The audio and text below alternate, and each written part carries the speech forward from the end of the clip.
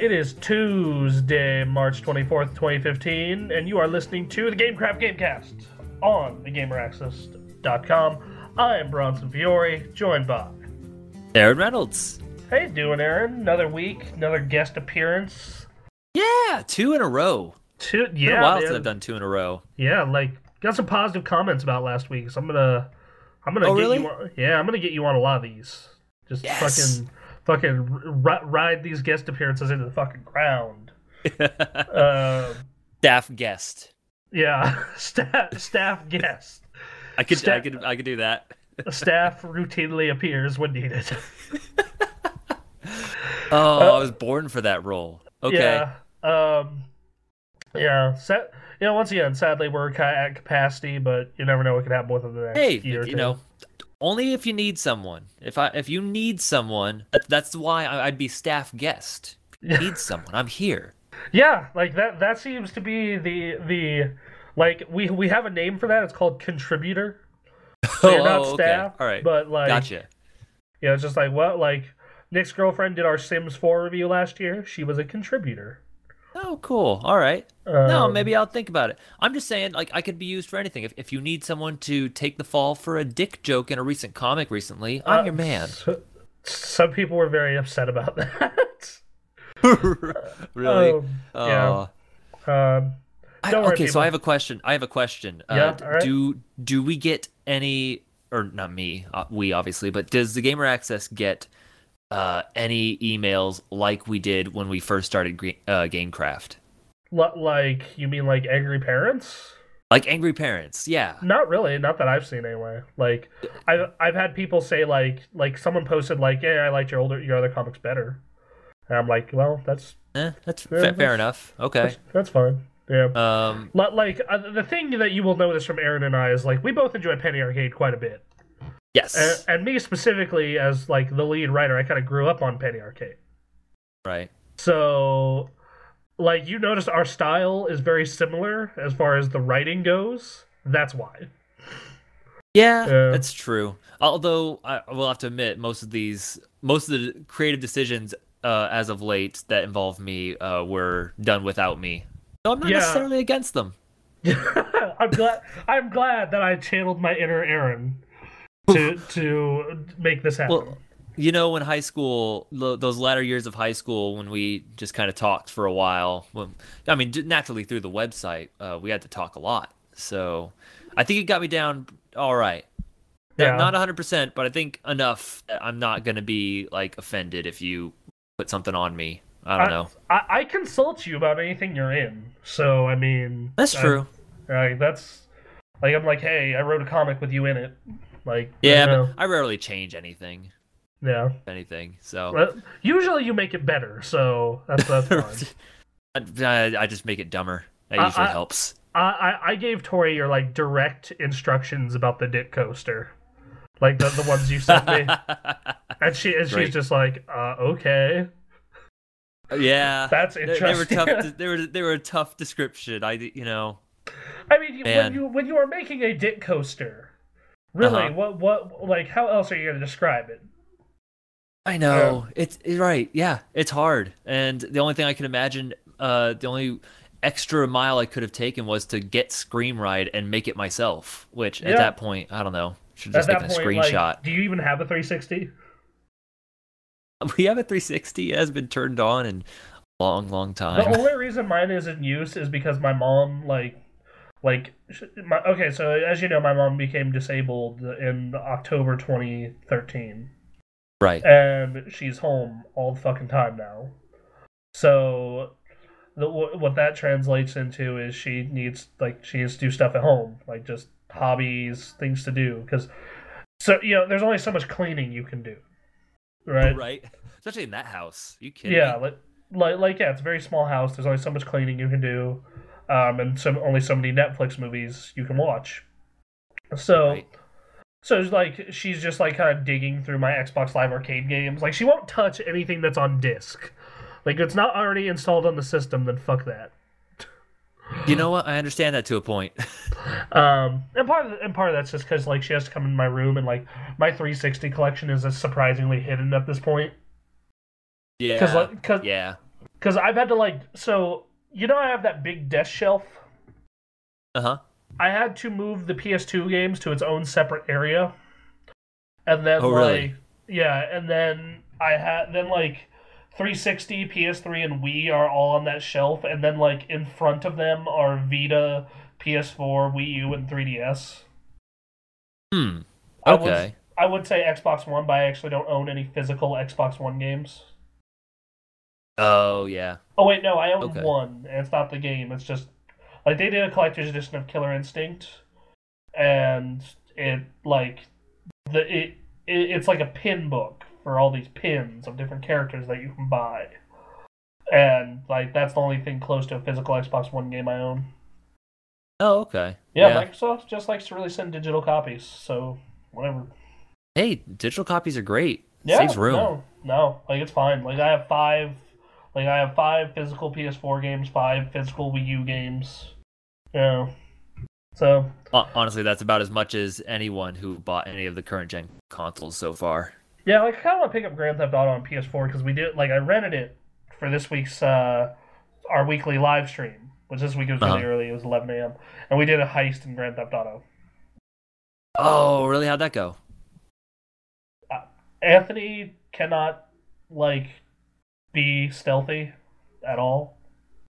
Well, Anthony's the car man. What you don't have him stick with the car? You need to fucking steal the car before you can So the heist we were doing is we have to break this guy to prison, and you also need to do the setup for the heist.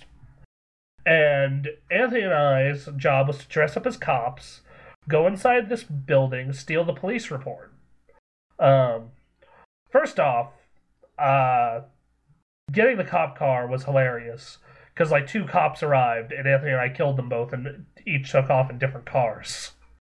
So naturally, okay. So we each had to avoid cops on our own, and then after that we go inside the station. I'm like, Anthony, just walk. Anthony, just walk, and he sprints and he shoves a cop, and I'm the one who gets riddled with bullets. So it's like Left 4 Dead all over. Yeah, it's a lot like that actually. Especially because when we didn't finish the heist, we're gonna have to finish it some other time. But we got to the part where you have to break the guy out of prison, and there's the prison team, the demolition, and then the pilot. John's the pilot, and he's off, just waiting for him. Then Anthony and Bremen are in the prison, and then I'm off, getting a helicopter to blow up shit, right? Right. And John and I just hear all this shit. Shoot him, oh, fuck, goddamn it, what'd you do? Coming from them, and, our jobs are fucking easy. We're just oh, well, I don't know, man, whatever. Especially my job. My job was to steal a prison bus, torch it, and then go steal a attack chopper. Oh, okay. Yeah. From a pair of mercenaries, mind you, so that was super easy. Just left them for dead in the desert. So yeah, I did Grand Theft Auto Heist. That was fun. It sounds fun. That sounds man. Yeah. I haven't done any of that, but that sounds like a blast. Yeah, if you get that game on PS4, I'll play it with you. It's fun. It's a lot of fun. All right, I know that we've been thinking about it. Have to. That sounds fun. What else have you been up to? Put more time into WoW. That's more for the raid, but fucking garrisons, man. I got to the next point in the legendary quest line for the legendary ring, and that was actually that quest is a lot more way less annoying than the legendary item quest in Pandaria. Oh really? Yeah, because the one in Pandaria is okay, you need to go this raid and run this raid over and over and over again to collect 1 billion of this thing. And that's partially the case in this, but it's not nearly as bad. They drop off every boss fight. Versus Pandaria, you'd be lucky if they dropped off 1 in every 3. So, yeah. So WoW is always kind of WoW and Hearthstone are kind of always present in my life in some capacity. It's yeah. Especially especially Hearthstone, because I got 15 minutes to. Yeah, I gotta wait 15 minutes. Well, that's enough time for a game of Hearthstone. Yeah, like Right. I got, like, oh, I have to leave to go get food with, Kevin, Ray, and Panda. I'll play a game of Hearthstone. Like that's, um, fuck, dude, I cannot wait. Like that game is one of the primary reasons I want to get a tablet. Just solely to play That Hearthstone. that and books. Well, Like, right. Yeah. I like to read. Reading, Yep. I get enjoyment from that. The problem is I live in a very small house, as you know. Like even Yes. like when I say small house, I mean like sub 750 square feet. And like a lot of my books got fucking destroyed when our basement flooded, and the ones that are left just eat up so much fucking space. Like I have this shelf under my bed, like it's like a mini shelf, and it's like all eaten up by books. And then like in my closet, there's like a box of nothing but books, and I'm like, and like more so than games, because like 3 games are the size of one book for me at least. Right. So, well, I'm just like, and books are way heavier too, because giant ass hardcover piece of paper. Yep. So I'm like very much considering just like getting just all my book purchases on ebook now. It's a really, it takes up very, very little space on Like, yeah, your that fucking tablet. iPad Air is like that thing is so unbelievably tiny and thin. Like, Right. like I picked it up when I was at the mall to see what compare the weight of it and the mini, and I was Yeah. like, "There's no difference in the weight of these." So I'm gonna get opt for the bigger screen, even though it's more expensive. And like, I wouldn't even recognize this in my bag, like if I was carrying it around. Yeah. Which and tells me I'm gonna make sure I get an expensive ass case for it. Right. Yeah. Something that can just this is made from the shells of old original Game Boys and can withstand mortar strikes. Right. They should make that. That should be a thing. Yeah. There's a bunch of old Game Boys out there no one's using. Right? Yeah. I'm Yeah. not using mine, wherever that one went. Yeah. I have my Game Boy Color still rotting in my closet. Hey, man, at least you still have it. That's where my N64 is too. You don't have your 64 out? Playing it No. regularly? No, not at all. No. Yeah. We are doing a mini series this summer where we play each Mario Party for 20 turns. Oh, wow. Okay. 20 to 25. You know where we got the idea from. Yes, I do. And then Smosh did it, and 2 other people did it. I'm like, I see why people are doing this. It's a comedy gold mine. Yeah, the game's hell. Right? It's hell. It's just hell. And I enjoyed Jeff's commentary on the third one. It's just like, oh yeah, we threw a drone over Mario Party 3.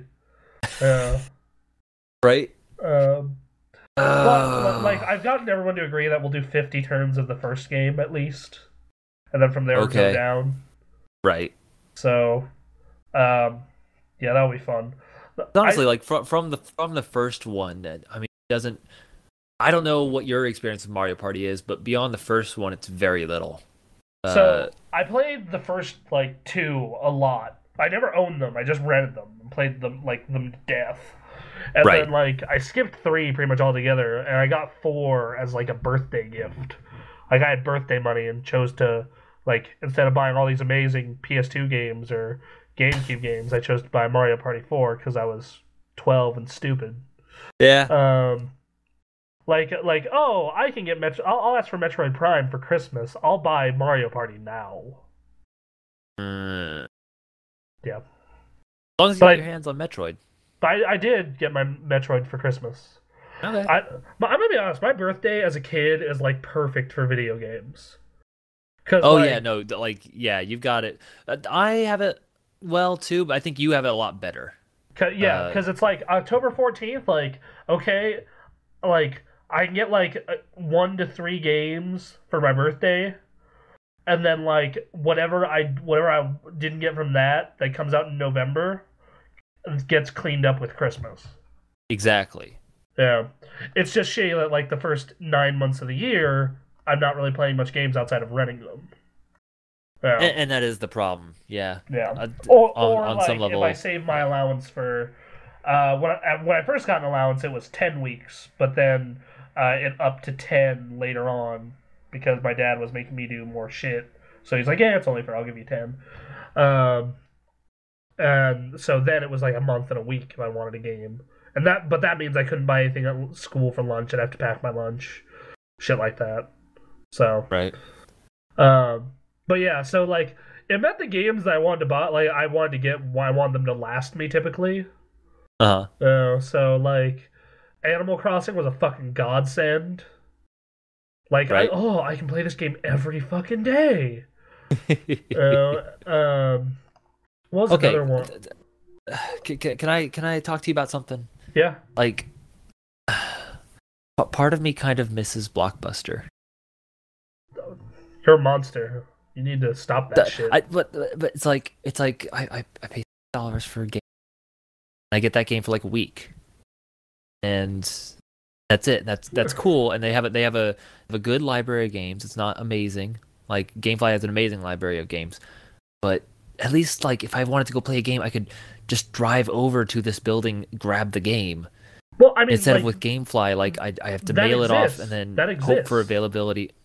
But it's called Redbox. Redbox has 6 goddamn games. I found that like depending on where you are, Redbox is either shitty or awesome.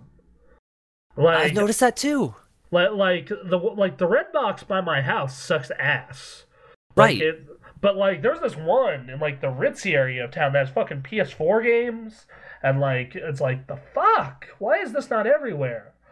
And again, even with Redbox though, like the library will never match what Blockbuster had. No, because like Blockbuster had to keep.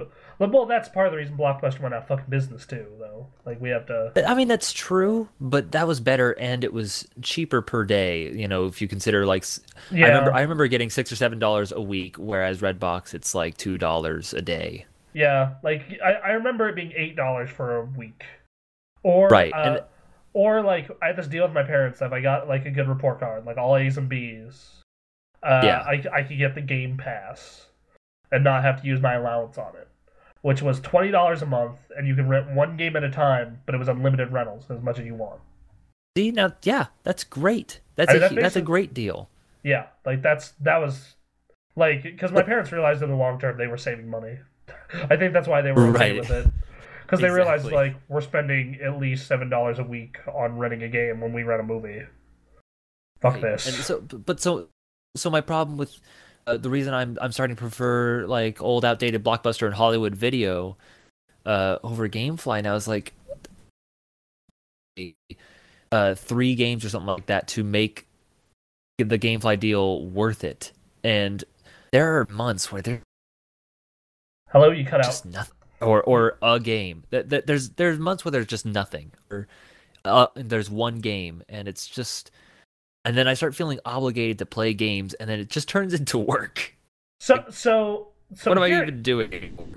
Here's my thing with that. I find that I can get the most value. I get extra value out of gameplay because that means I don't have to buy shit for 60-minute access, which that's good. Also, yeah, for the GameFly is fantastic. And like when I just had it for my personal use, I liked it because I had the Game Pass anyway, which was $5 cheaper. But with this, I get 2 games, and if you know what you're doing, you can work GameFly to where you get the shit that you want. You know, absolutely, but that's if you're trying to keep up with everything, and you have to be interested in what's coming out. Yeah, which like I fucked up, and I sent something back. I'm saying something back yesterday on Monday. Bloodborne comes out today. They say it's Tuesday. So chances are I'm not getting Bloodborne. So like now I'm seeing this dilemma. It's like, do I wait like 2 weeks for Bloodborne to be back in stock, or do I say fuck it and put it on my credit card? Right. Yeah.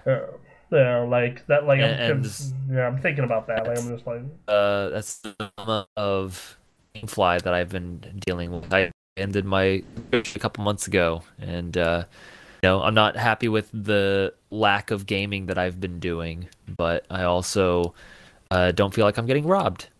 Well, okay, so here is my thing that you're forgetting about Blockbuster back in the day, though.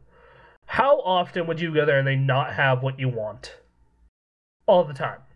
I mean, when I went to go look for something, yeah, the chances are they weren't going to have it.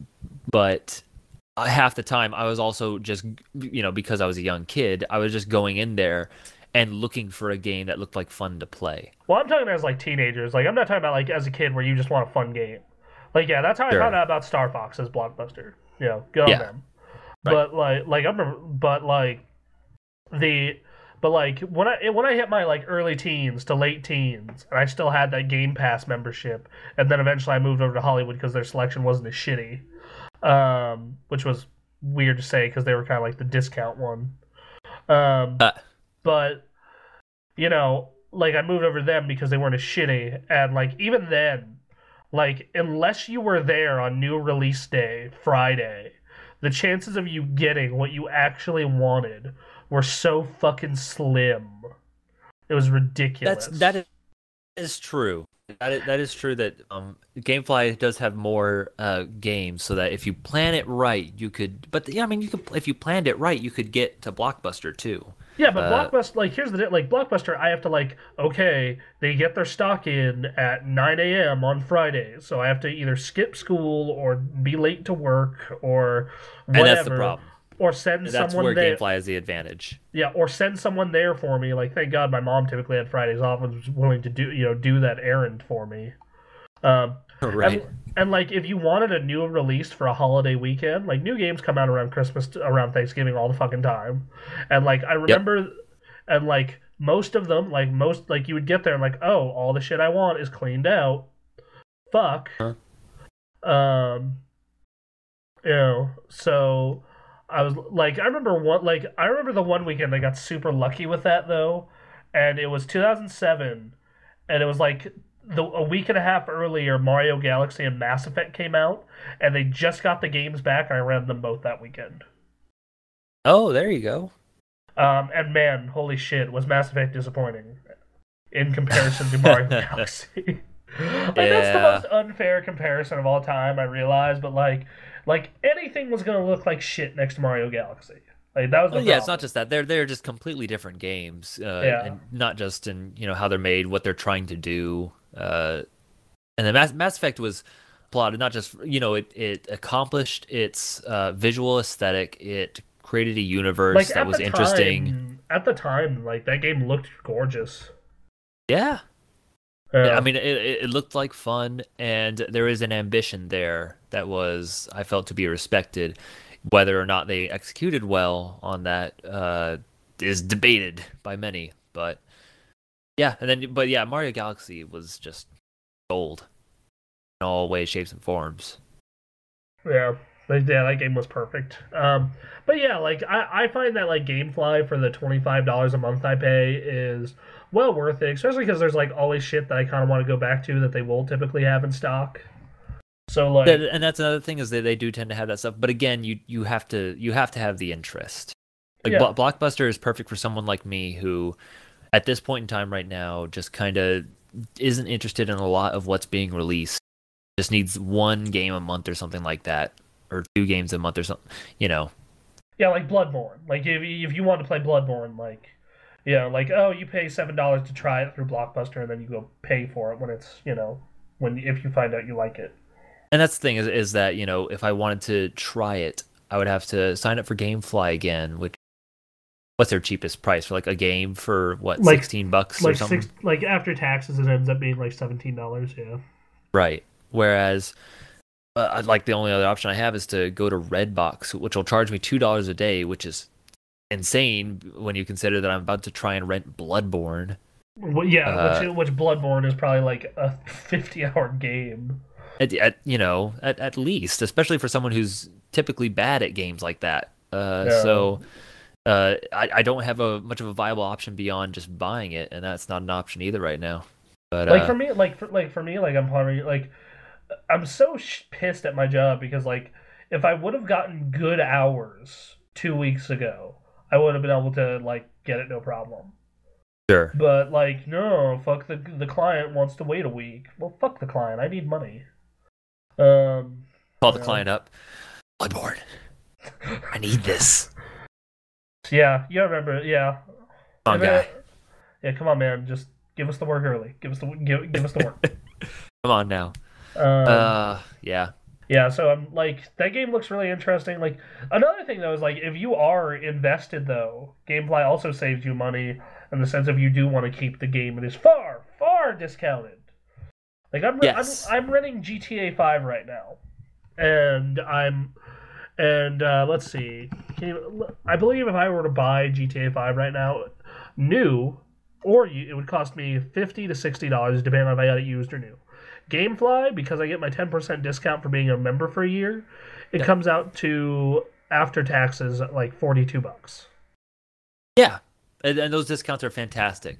But yeah, you have to either be really interested in video games at all times, or you have to have disposable income but still care about trying to save money to take advantage of those deals. Yeah, which that's actually like what I've been doing. Right. It's not an unachievable goal, but yeah, I don't know. It's just kind of crazy. I wish there was a better option for me, the poor casual gamer. That's technically correct. I mean, like, I think that having a bunch of friends with wildly different tastes helps. Like, I realized this at the end of last year when, like, I'm borrowing Assassin's Creed from John, he's borrowing Bayonetta from me, I'm borrowing Drive Club from Anthony, he's borrowing, like, Infamous from me. Like just swapping shit around with friends. Like, you can get a circle of friends who all plays games on the same system. That really helps. That really does help. But it also makes shit way more expensive because, like, if you want to play multiplayer for a game, that means you all gotta fucking buy that shit. Like, I'm experiencing that right now where I don't really want to pay for Grand Theft Auto, but I'm considering it. Right. Because it's just like, well, I want to play Grand Theft Auto with my friends.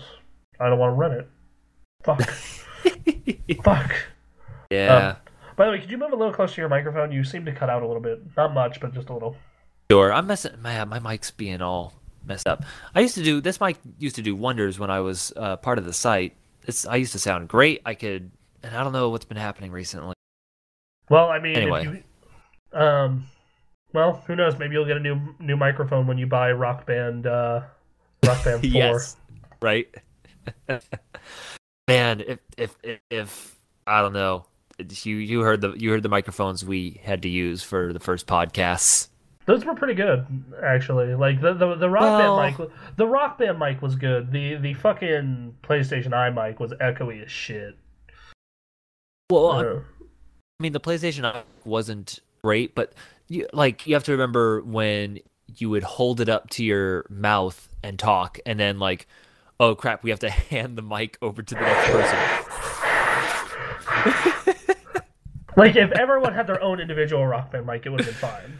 But okay, yeah, like sure, fine, yeah, as long as everyone was considerate of the sound that they were making just by switching the mic from hand to hand, and everyone had their own mic, then yeah, it would have been fine. It would have been better than the PlayStation setup. Yeah, then eventually we moved to a really expensive omnidirectional mic. Like, one thing about this staff ever growing is the fact that, like, we continually about the staff, we continually need equipment, right? Like, that is a need for us. And, like, I clocked out, like, if we wanted professional quality equipment to replace all the shit that we need because of broken or age or whatever, Yep. It ended up being like $5,000, $6,000. God damn. Because I added it up, and it's like, okay, we need 2 cameras, we need 2 microphones, we need an omnidirectional. Well, we actually don't need an omnidirectional mic, but we do need a mic stand. We fucking need at least 1 decent light. We need at least 1 extra laptop. Yeah. Oof. Yeah. So your site will start to pick up, and you'll go get your stuff soon. 1.3 million last month. God. Hey everyone. I'm coming back. Right. But hey, you guys got the Moondog set up? Are we gonna have some ad time for Moondog? You and I will make one of those soon. Like Oh, there's some. oh, okay. I was just saying for this podcast. Oh, if you want to, we sure we'll promote it. We'll promote it at the Hey, end. this is for your site. Yeah, Get you some money. yeah, we'll do it at the end. Whatever.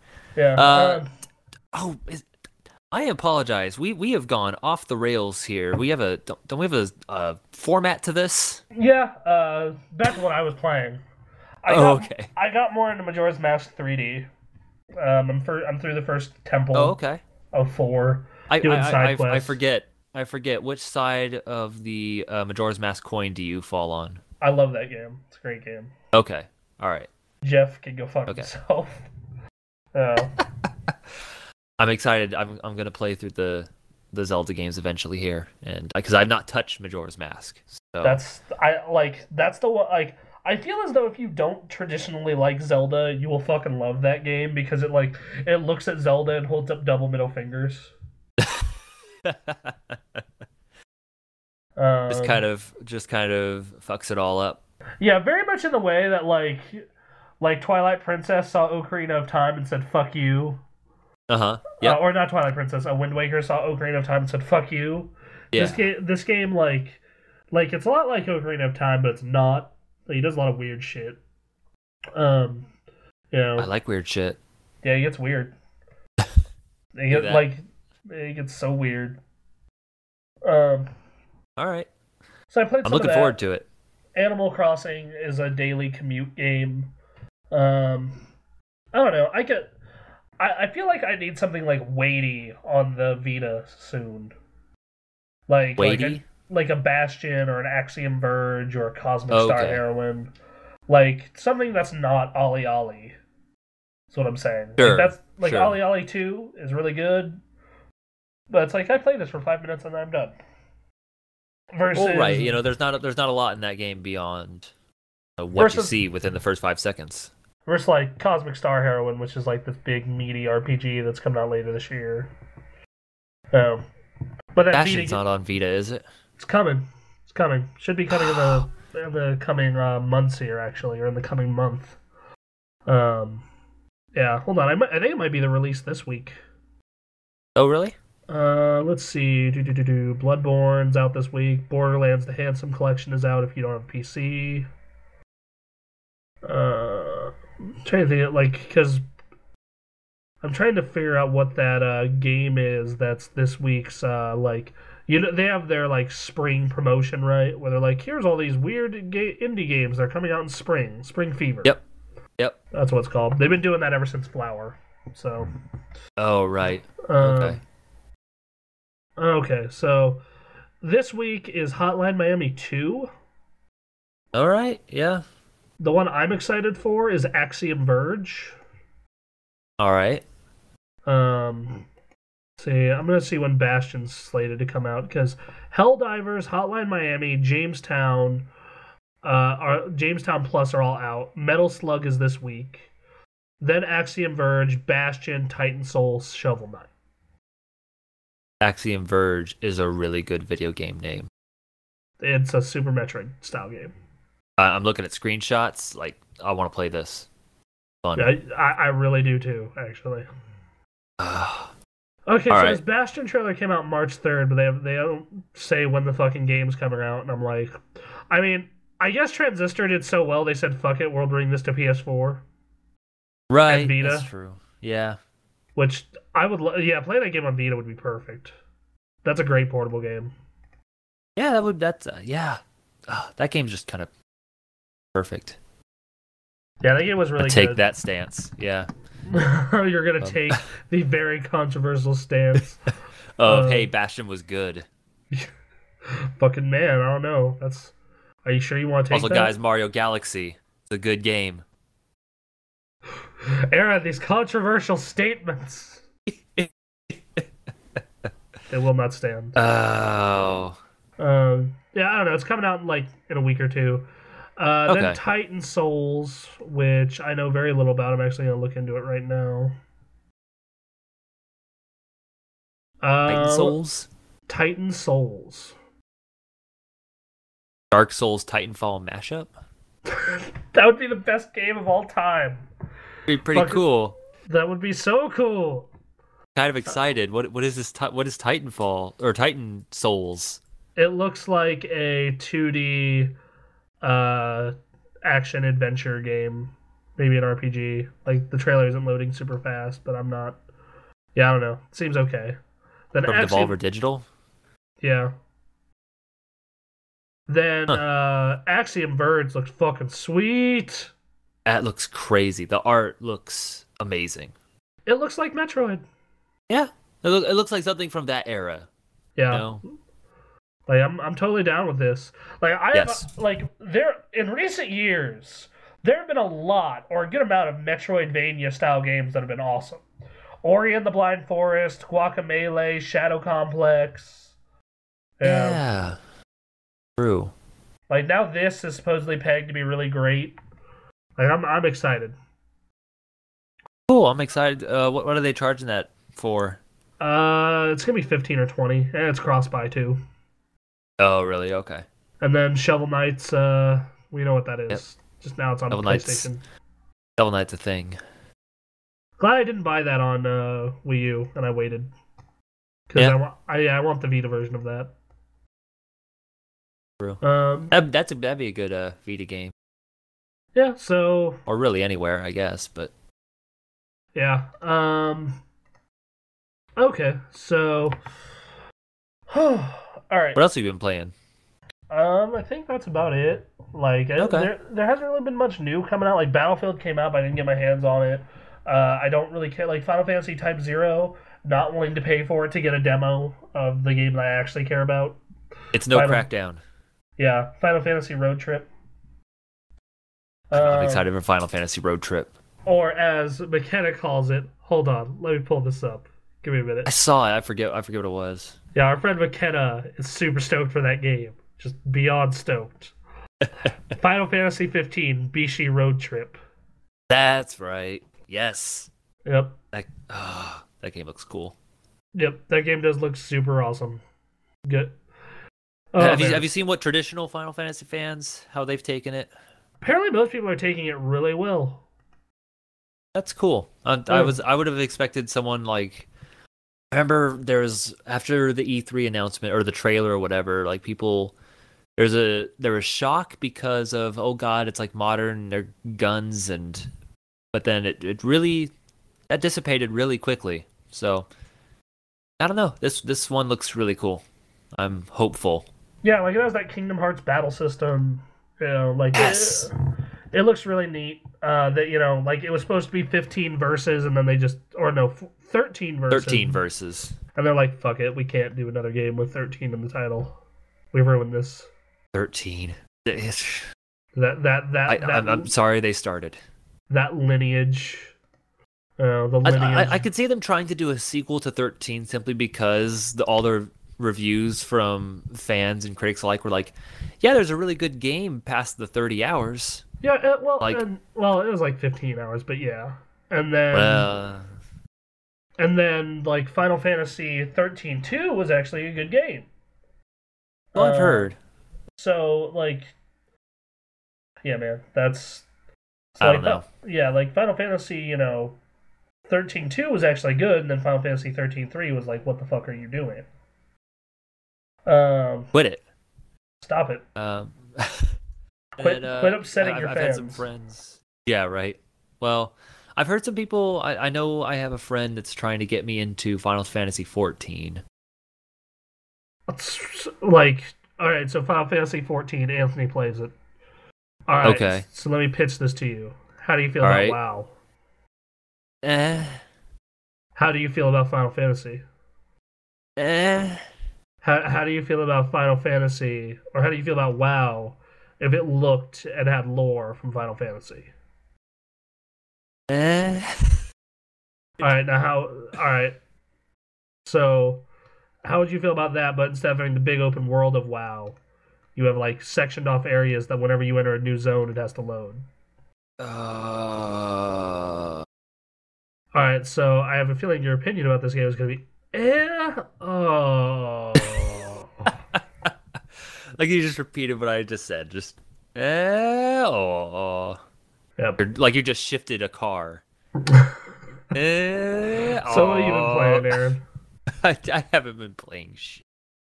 Great. I've been watching the internet react to Battlefield Hardline. From what I hear, it's a Battlefield game. That's what I've heard. It's one that's not entirely broken. No, I hear Which I hear the Xbox One version is broken. like I've heard some people are having issues with launching it, but I don't know if that's still a thing or not. I don't know. I've been watching from a distance. I don't have any care for Battlefield that doesn't have Bad Company put at the end of it. I'm the same way. I don't like there was a brief period when I was watching Video Game High School where I was like, yeah, maybe I should get back into Battlefield. And I own Battlefield 3 because it was like I forgot how I got that game, but I got it for like super cheap or free on PC. And then like I played it for a little bit, and like other than the fact that it apparently it syncs with the Alienware software in my computer, so it makes my lights go weird. Ooh. Yeah, like when I'm getting shot, they blink red. When I like they turn white from whatever color you have it as. Then when you're getting shot, it turns red. When you're getting revived, it blinks white. Like when you're firing, it like fires. It turns orange. That's actually kind of neat. Yeah, it's stupid. It's stupid in a way that I can appreciate. It's equally as stupid as in like, did you play the PS4 version of Tomb Raider? No, I did not. You should get on that. You'd probably like that game, especially if you like Uncharted and Batman. Because like Uncharted, and I do like Batman. Okay, what if Batman and Uncharted had a baby? All right, okay, I get behind this. That's that game. Okay. Yeah. It has like the exploration stuff of Batman, where like at the beginning of the game, like the island isn't open, but like towards the end of the game, like there are all these like you can discover tombs, which are puzzles, and you solve them, and you get upgrades and shit, and you have like, and you can like upgrade your all your items, and like you collect new items throughout the game. Like you know how Batman is like Metroidvania, right? Like Yes, it has those elements, but it's also Uncharted. That sounds really cool. I need to wait. Hold on, just a second. There are tombs in Tomb Raider. Yeah. Okay, I just had an argument with someone about how he harshly criticized Tomb Raider because there weren't any tombs. What was the name of this person? I'm curious. Do I know them? No. This is a random person. It was Jim Sterling. He just released a video or an article about the new Devil May Cry, and I got into it. It was a conversation about Devil May Cry. Did you chose to fight with him on Twitter or YouTube? No, not with Jim Sterling. It was just some guy. Jim and I shared the same opinion on Devil May Cry. And I just like that game, but not for the reason a lot of people bitch about it. So sure. And that's fine. You know, that's okay. We're talking about like didn't like a game because it didn't hold to the same format as its predecessors. Well, then this Tomb Raider game is fucked because it's actually good.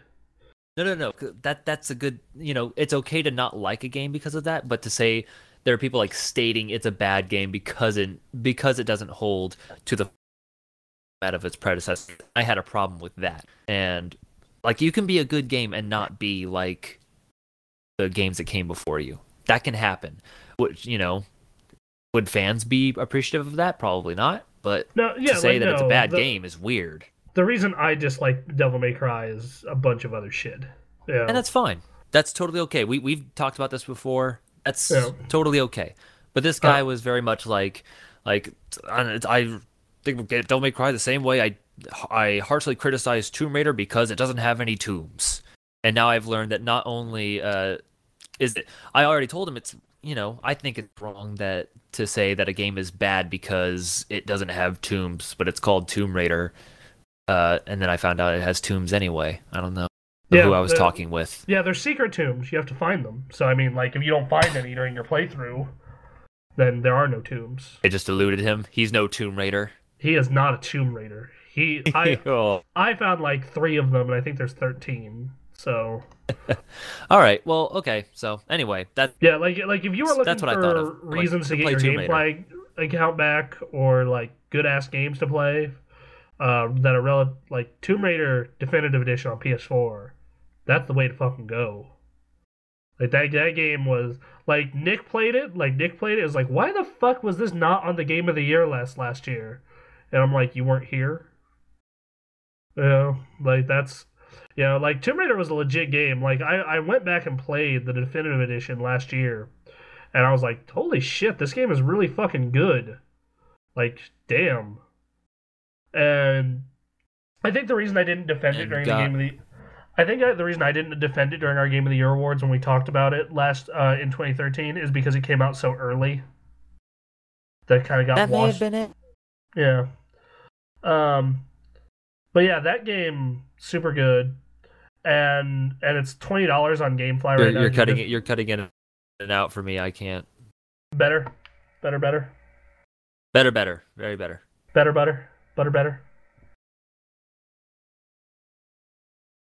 Hello. Oh god, now I can't. Now I can't hear you at all. Is this better? Hello. Can you hear me? All right, we're doing all right now. Fucking damn it. I hope. Okay, are we good? Oh, we are. Well, you sound good for right now. Okay, another one you should look into because you didn't play it or finish it on PS4. Sleeping Dogs. That game is basically Chinese gangster Batman with a little bit of Grand Theft Auto mixed in. I heard a lot of good stuff about Sleeping Dogs, and I wanted to play that, but yeah, that's another. It came out on PS4 last year, and like I would recommend it to people. Came out on PS4? Yeah, with all the DLC. Jesus. Yeah. Huh. Okay. I almost bought it during Black Friday. I just didn't want to spend the extra cash. Yeah, fair enough. Because I've already beaten it. I own it on Xbox One or not Xbox 360. Sorry. Right. But yeah, like if you've never played that game, like there are plenty of I know you have missed a lot of games over the years. Well, the PS4 has all the remakes of them where they look their prettiest. Interesting. Like Sleeping Dogs, Tomb Raider. I guess that'll branch us to news in a second. But yeah, segue. Hey, you like God of War, right? Yeah. God of War's 10 years old this March. Good lord. Fucking right. What? Come on. Yep. Now, you liked God of War 3 a lot, though. I remember this. I did like God of War 3. That was a good game. All right, how would you feel about that game on PS4 running at 60 frames with a higher resolution and some dumb DLC built in? What kind of dumb DLC? Like costumes and challenge maps. Huh. Okay. I would be interested. All right, coming to PS4 July 14th. God of War 3 remastered. Sounds good. July? July. Okay. Huh. I'm not gonna buy it. I own God of War 3. That game looked pretty enough, and by that time right now there's actually games out on these systems. You just kind of need to dig. You know. Yeah. Like I know my friend Theo. He gets so butthurt about like PlayStation having such a heavy indie focus right now. He's like, indie games aren't real games. Are you telling me that fucking Bastion and Transistor are as good as Metal Gear and Resident Evil? And I'm like, yes. Yes. That's what I'm saying. What kind of nonsense is... Like motherfucker, okay, like, especially because, like, I defend Guacamelee big time. Like, that's one of my favorite games I've ever played. And, this was, like, me trying to basically call him intellectually dishonest. And that was, okay, alright, do you like Super Metroid? What are 99.9% of people going to say? Yes. Well, right. Alright, do you like Symphony of the Night? Once again, 99.9% of people going to say yes. Yep. Alright, how'd you feel about Symphony of the Night? But with a better melee combat system based around luchadors and Mexican wrestling with a great sense of humor and what was that? What was the last bit I said? And good and quality music. Now, if they don't know that Guacamelee exists, they're gonna be like, okay, that sounds really awesome. Well, I just described an indie game, so fuck you.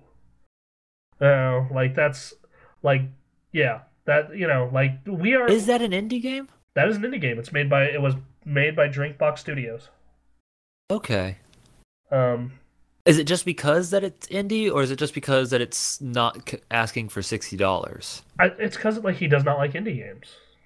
But like, what I'm asking is, does he not like that it's made independently? Is that the one factor? No. It's like he likes big budget AAA titles.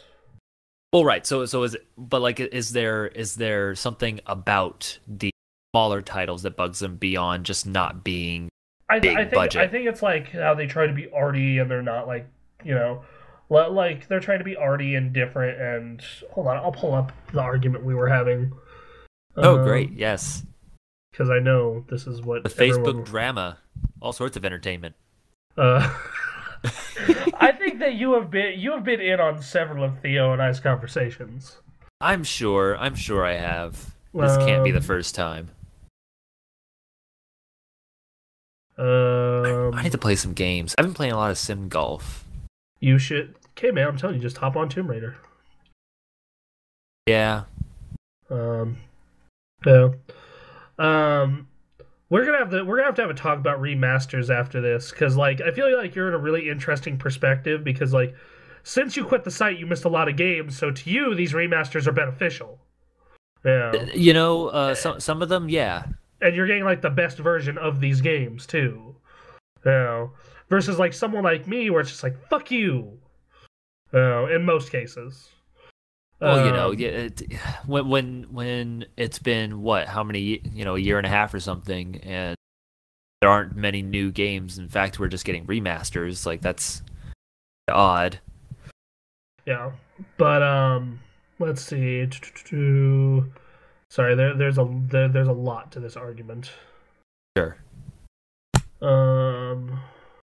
Yeah, like this guy posted about how he really liked the Order, and I'm like, and I judged the Order very harshly. And then the thing that started the argument was this coming from the guy that thinks Thomas Was Alone is a good game. And that's what prompted the argument.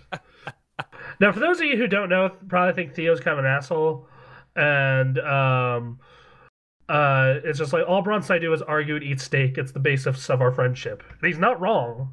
That's all we do. We play video games and argue, go to the peppermill, eat $7 steaks, and then go home. Call it a day. Let's see. Good old peppermill. Yeah, man. You know what I miss? I miss the gold and silver.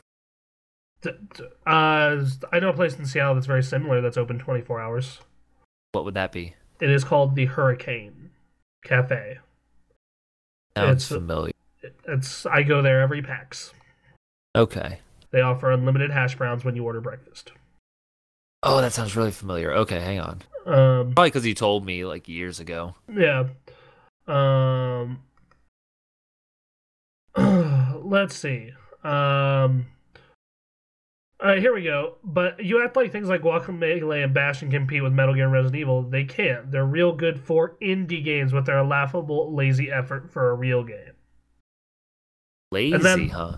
Yeah, and then the person who started the whole conversation about the Order. The problem that there was a lot of AA titles that do suck, but the Order was easily the first game where I played. I got excited for the future PS4 exclusive, if mostly graphically. That's the thing. If you're looking for indie games to try and push limits on stuff, that's the wrong place to go.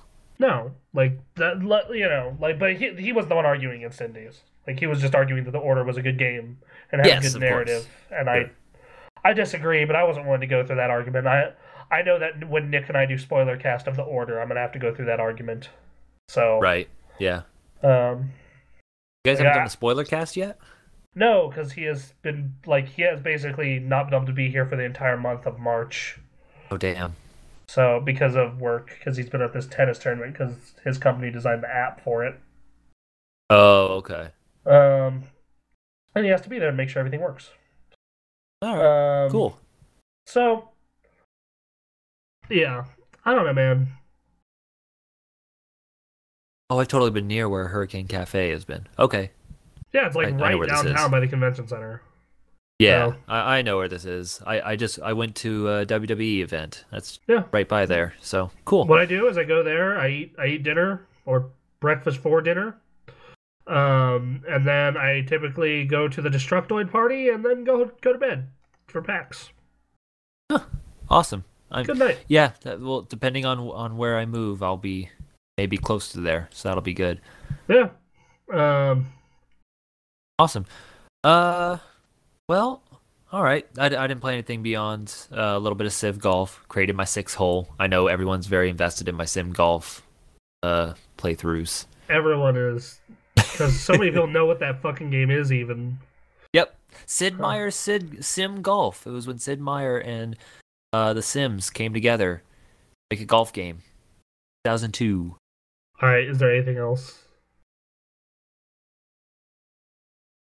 No, sir. Okay. Yeah. Tell me if you end up like Tomb Raider should be super cheap now too. Like that's the thing. Like I'm gonna check the price on a PS4 version of Tomb Raider. All right. It pisses me off that the new one is Xbox One exclusive. Oh God, is it? I totally missed that news. Yeah. Wow. That's a huge claim, especially from considering the history of Tomb Raider. Yeah. Okay. Yeah. It's $19 for a used copy at GameStop. Yeah, I should probably jump on. Yeah. Like that game is really fucking good. I feel as though that all the characters outside of Laura and her are pretty weak. Like that's my biggest problem with it. Also, Sleeping Dogs on PS4, the definitive edition with all the DLC is $30. New. All right. So yeah. There you go. For the price of one new game, you can get 2 awesome old remastered games. Sounds all right. So, remasters. This God of War 3 remaster. Personally, I don't care because I played that game. Yes. And by then, Batman will be out, and like we know that 100%ing Batman is the endeavor. It's quite an endeavor. That's right. Yep. So, I'm probably not going to care. But this brought us to a conversation on 60-Minute Access this week. But I might as well tell you. I might as well tell you now what we did for 60-Minute Access this week, because it'll be posted by the time they're listening to this. Okay. Little Caesars Bacon Crust Pizza. Wow. What subjects are we discussing now on 60-Minute Access? We just decided to be dumb and do that for fun. I love dumb. Damn it. All right. Yeah, I'm going to listen more. I wanted a week where we could be lazy, basically. And we let's have John film Anthony and I eating pizza. That there's a video of that somewhere? It's gonna be live. It is live. It's Anthony and I eating bacon crust pizza. Watch that. Yep. Yeah. Anthony, John and I have a very different take on pizza than Anthony. Okay, so explain this to me, because I love pizza. Okay. John and I like our pizzas with a lot of sauce. We like a lot of sauce and a lot of cheese. Anthony wants primarily toppings and cheese and a little bit of sauce. Like that's the big contention point. And did he explain what it is about the sauce that he finds? Because it just overpowers everything else to him. Oh, just in matters of taste. Yeah, and then okay. And then I don't like really bready pizza. Like that's I typically don't buy deep dish. People in Chicago live their life wrong when it comes to pizza. Yeah, I don't. Yeah, yep. They got hot dogs down pat. Like fucking sure. You load that shit up with fucking pickles and celery salt and fucking everything you can imagine. They got hot dogs on lock. All right. But Chicago deep dish pizza is lasagna. That is not pizza. Lasagna in a bread bowl. That is lasagna in a bread bowl. That is a spot on description. I don't know he's like, but I really like this because the bread isn't you can taste the bread and the cheese and a little bit of the sauce. Versus I feel like John wasn't fully if John's listening to this and I fucked up the way he likes New York pizza where just the toppings and stuff can just all slide off it and it's really thin. And I'm the same way. I like New York style pizza. I was technically raised on real Italian pizza, which is which it's almost bread. It's a very thin, crunchy crust. Okay. with sauce and cheese, and I always load up on extra sauce and cheese, like always. I went out for I went out with a pizza. I went out for pizza with a friend of mine on Friday, and we tried this place in town called Pisano's. It's like right behind the movie theater downtown, and I think that has moved into being in my top 3 pizza places for Reno. Really? Like number 1 is Boulevard. Nothing's gonna touch Boulevard. Boulevard? Yeah, Chuck's Boulevard out in Sparks. What used to be Shakey's. Oh, okay. Yeah. Yeah, that place is legit. All right. Panda wasn't super fond of that place, but I liked it. All right. And I also really like New York pizza, which John took me to the first time at our fantasy draft, and it was really good. And Pisano's is up there now. Like I really like Pisano's. Huh. Okay. Yeah. For when you're looking for real pizza. Sure. Because look, you're not gonna beat Little Caesars for price, but oh, of course not. But yeah, you're not gonna get quality pizza. But sometimes you want real fucking pizza. All right, like if you want pizza, but you don't really care about trying to get some high quality stuff, you just want pizza itself, then Little Caesars is by far the best option. Or want something beyond that. If you want like a real good tasting pizza, you're gonna have to go somewhere else. Yeah, preferably a local place. Yeah, like I realize I live in Reno and you live in the Seattle area, which good restaurants come from both those places everywhere. Like you can go 5 feet in both those cities and find a good restaurant. Right. Yeah. Well, depending on where you are in Reno, but yeah, if you're downtown, no problem at all. No problem. No. And even and I wanted pizza because I wanted usually me and this friend we go get a meal when I get paid. Well, I want something cheap because they didn't have a super good check, and I was like, well, what pizza? Pizza's a good option for that, right? Because a really really good pizza, the most you're spending is $30.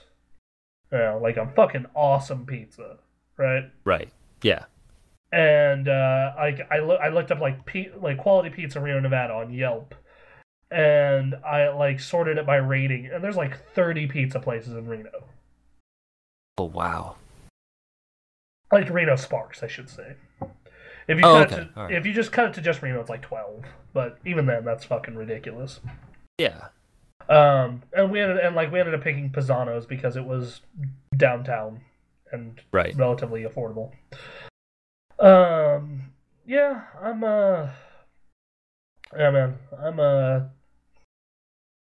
Yeah, but see, anyway. I like being able to fold my pizza. That's a new revelation I've had about my pizza eating recently. Then you like New York style pizza. I call it what I like New York style, but it's it's typically the crust is a little crunchier, so it's technically not that. If you want to get really technical with your pizza. But I do. But I had New York style pizza at Domino's because they had a deal last week. Okay. Or not last week, last month. And this is a couple things I realized about New York style pizza. Uh-huh. 1, holy shit, is it greasy? Oh my god, is it? I knew you were going to say that. Covered.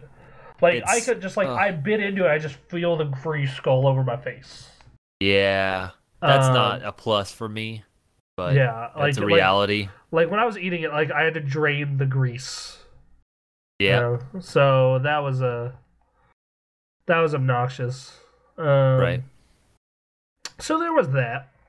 Uh-huh. And I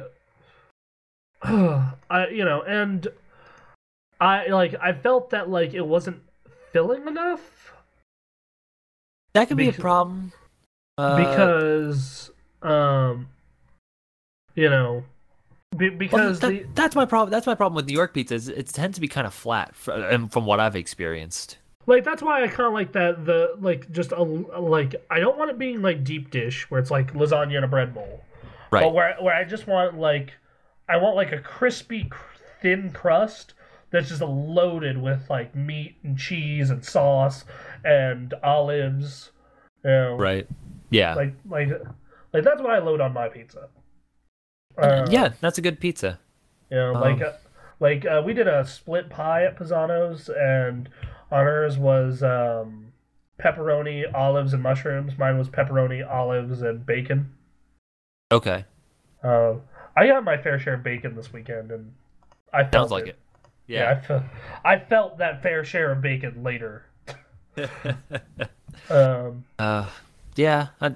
I don't like crunchy crust. I like to be able to sink my teeth into it, and I don't super crunchy, but I do like a little bit. Just not like there's a line between and then just like, oh, that's a little bit of a crisp to it, and that's what I like. Yeah, sure.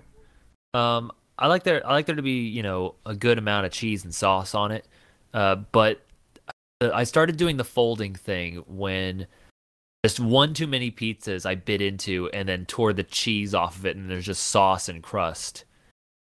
To me, that just is a poorly made pizza. Well, right, and again, this comes from eating at Little Caesars all the time. Yeah, so which again is a reality of my situation. I can't go to Pizza Plus all the time. I had Little Caesars today. Like I ate pizza 3 times in 3 days. How you doing, man? Everything okay in your life? Oh, we got some things to talk about. You can tell me. This is a safe place. You and the thousands of people listening to this. Right. Christ. Email in your letters of support, your thoughts and prayers. Well, no, it's because we were doing that stupid video, and then we That's the start of it, man. You start using it for site content. And then the day before, Fred and I were hanging out. Okay. And then today, it was just like, oh, my mom's gonna want dinner, and I'm not in the mood to cook. What can I get cheap that'll feed us both? Yep. And it was like, oh, $5, Little Caesars. I ended up paying $7 because I got a drink with it too. Yeah, if you need to get a drink with your family meal, so grab 2 liter or whatever. I didn't get a 2 liter. I just got like a regular soda. I was bummed they didn't have orange soda though. They just had root beer. What? They had Pepsi, Diet, Pepsi, Sierra Mist, and root beer, but no orange soda. They were out of orange soda in the regular size. Out of Crush. Yeah, and why in the fuck would you drink Pepsi? So well, right. I love drinking cherry Pepsi. I think cherry Pepsi's pretty cool. I think that one of my favorite movies is The Invention of Lying. Right. Yeah, you told me about that. Which you should watch because it's your kind of movie. Okay. And we also need to talk about The Room on this podcast, by the way. Oh God, do we ever? Discuss. Oh man. Okay. Hi, Mark. Oh, hi, Mark. Oh, God damn it. God. I'm listening to the audiobook about the making of that movie right now. What were the decisions towards that film? Save it for later. So just remind me to do that. Yes, talk about that later. Yes, all right. Because we need to finish up this pizza talk and then go back to remake. We need to finish this off-topic thing before going to another off-topic thing. Yeah. Right. Yeah. So I pulled that pizza in and but Pepsi. I think back to The Invention of Lying, where it's this world that cannot lie, right? Yep. And that even in advertisements they can't lie. The advertisement for Pepsi was Pepsi for when there's not Coke. And I was like, pretty much. Yeah. Even then. Yeah. I'll start looking to alternatives. Yeah. Dr. Pepper, please. I would rather have RC Cola than Pepsi. Yeah, man. So, okay. When was the last time you had an RC? Christmas. Okay. Was it all right? Yeah, it was pretty good. Okay. That was solid. I just remember working at a convenience store about less than a year ago, and we got some RC Cola and said, you know what? I haven't had RC Cola in a while. And I opened it up, and there is just almost no fizz. And I'm sitting there wondering, like, is that just a reality of RC Cola, or did I get a bad batch? Like, should I tell someone? It seems wrong. But I feel bad going up to the RC guy, like, hey, this is defective. There's not a lot of fizz in this. Like, oh, that's how RC Cola is made. Oh, it's shit. I don't know what to tell you. And so I don't know if that's an RC thing or not, but yeah, I think that was just they need a bad to fix batch. that. They need to, yeah. So God damn it, we need to get back on this. God of War remastered. Yes, God of War. Yes. There've been a lot of remasters in the past year. Right. Like we got Sleeping Dogs, Tomb Raider, Last of Us, Grand Theft Auto, Final Fantasy X got and 10-2 got remastered fucking twice. Man. And Halo 2. Right. Of these, and Pokemon Ruby and Sapphire. that too. Trying to remember if I forgot any others. Now, some of these I'm okay with. Like Last of Us and Grand Theft Auto and Tomb Raider all make sense because they came out like right before the new consoles came out, and people were like, fuck it, I'm just gonna play PS4, I don't care anymore. I get those. And all of them had significant graphical, not significant. Well, Tomb Raider and GTA were significant. Last of Us was a slight graphical upgrade. Better frame rate, though.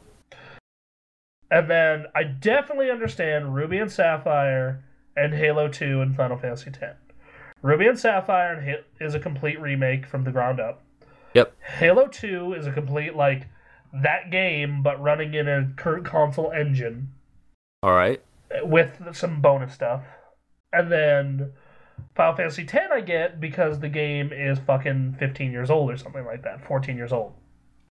And still, like by some people's accounts, the best Final Fantasy since. Yeah, it's my favorite. I think the best is 6, but my personal favorite's 10. Oh no. 6 is the favorite, and then of course there's 7, and some people like 8.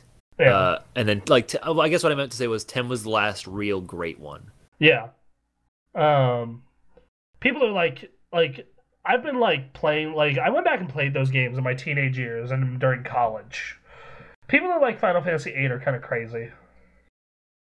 That's one of those games that I found is a little controversial. Yeah, because there are some people who find it to be a real letdown from 7, and then there are people who think it perfectly complements it.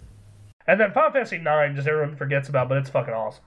Dude, I don't know what 9 is. I don't know what happens in 9. I don't know any characters from 9. No one talks about 9. Yeah, you should look into that game. It's really cool. I know more about Dirge of Cerberus than I do Final Fantasy IX. Well, in Final Fantasy IX, they stopped doing the steampunk anime bullshit and went back to a more traditional Final Fantasy look and music. Oh, okay. And that's why it upsets a lot of people. Oh. So, if you're like me and you think Final Fantasy VII is incredibly overrated, a great game but incredibly overrated, you look at Final Fantasy IX, you're like, fuck yes! That game's rad. And I realize Final Fantasy X has steampunk anime bullshit, but not as much as 7 or 8. I don't think there's anything inherently wrong with steampunk anime bullshit. No, I love it in Metal Gear. In Metal Gear, it's wonderful. I would totally be down with seeing a spin-off Metal Gear steampunk game. That exists. It's called Metal Gear Rising. Is that steampunk? No, really? Actually, no. That isn't steampunk. I want to be infiltrating giant steam airships made of brass. Yeah, that'd be cool. I don't think that's ever gonna happen, but there's a scene like that in you do that in a Zeppelin in The Order, but the stealth in that game is really shitty, and it's a really short level, and everything's on rails, and man, The Order is kind of a mediocre game. Oh, that's what I hear, and that's what I've seen. I haven't played it, so I can't actually have a huge opinion on it, but watching this God of War remaster trailer makes me forget how fucking unbelievably epic the shit that game was.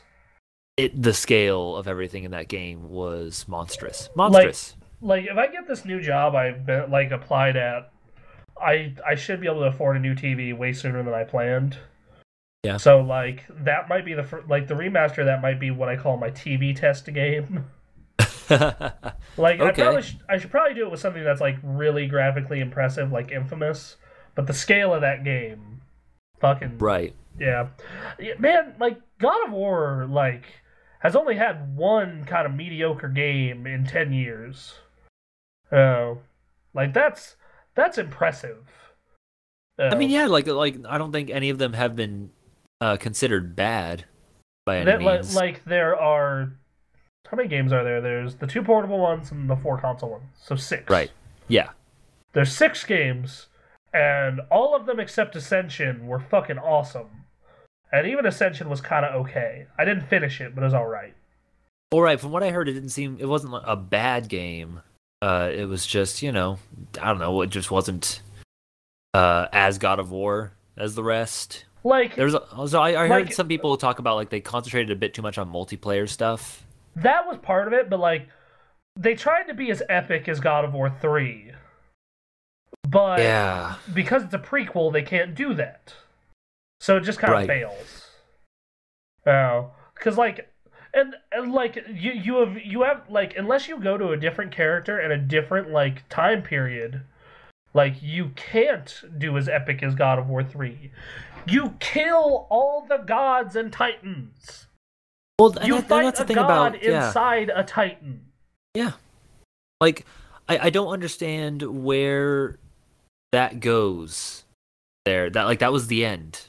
What are you supposed to do from there? Yeah, like they did a prequel, and I like when they announced the prequel, like part of me was excited because those games have always been awesome, but on the other hand, I was super fucking upset because I'm just like they're gonna fuck like they're gonna fuck this up somehow.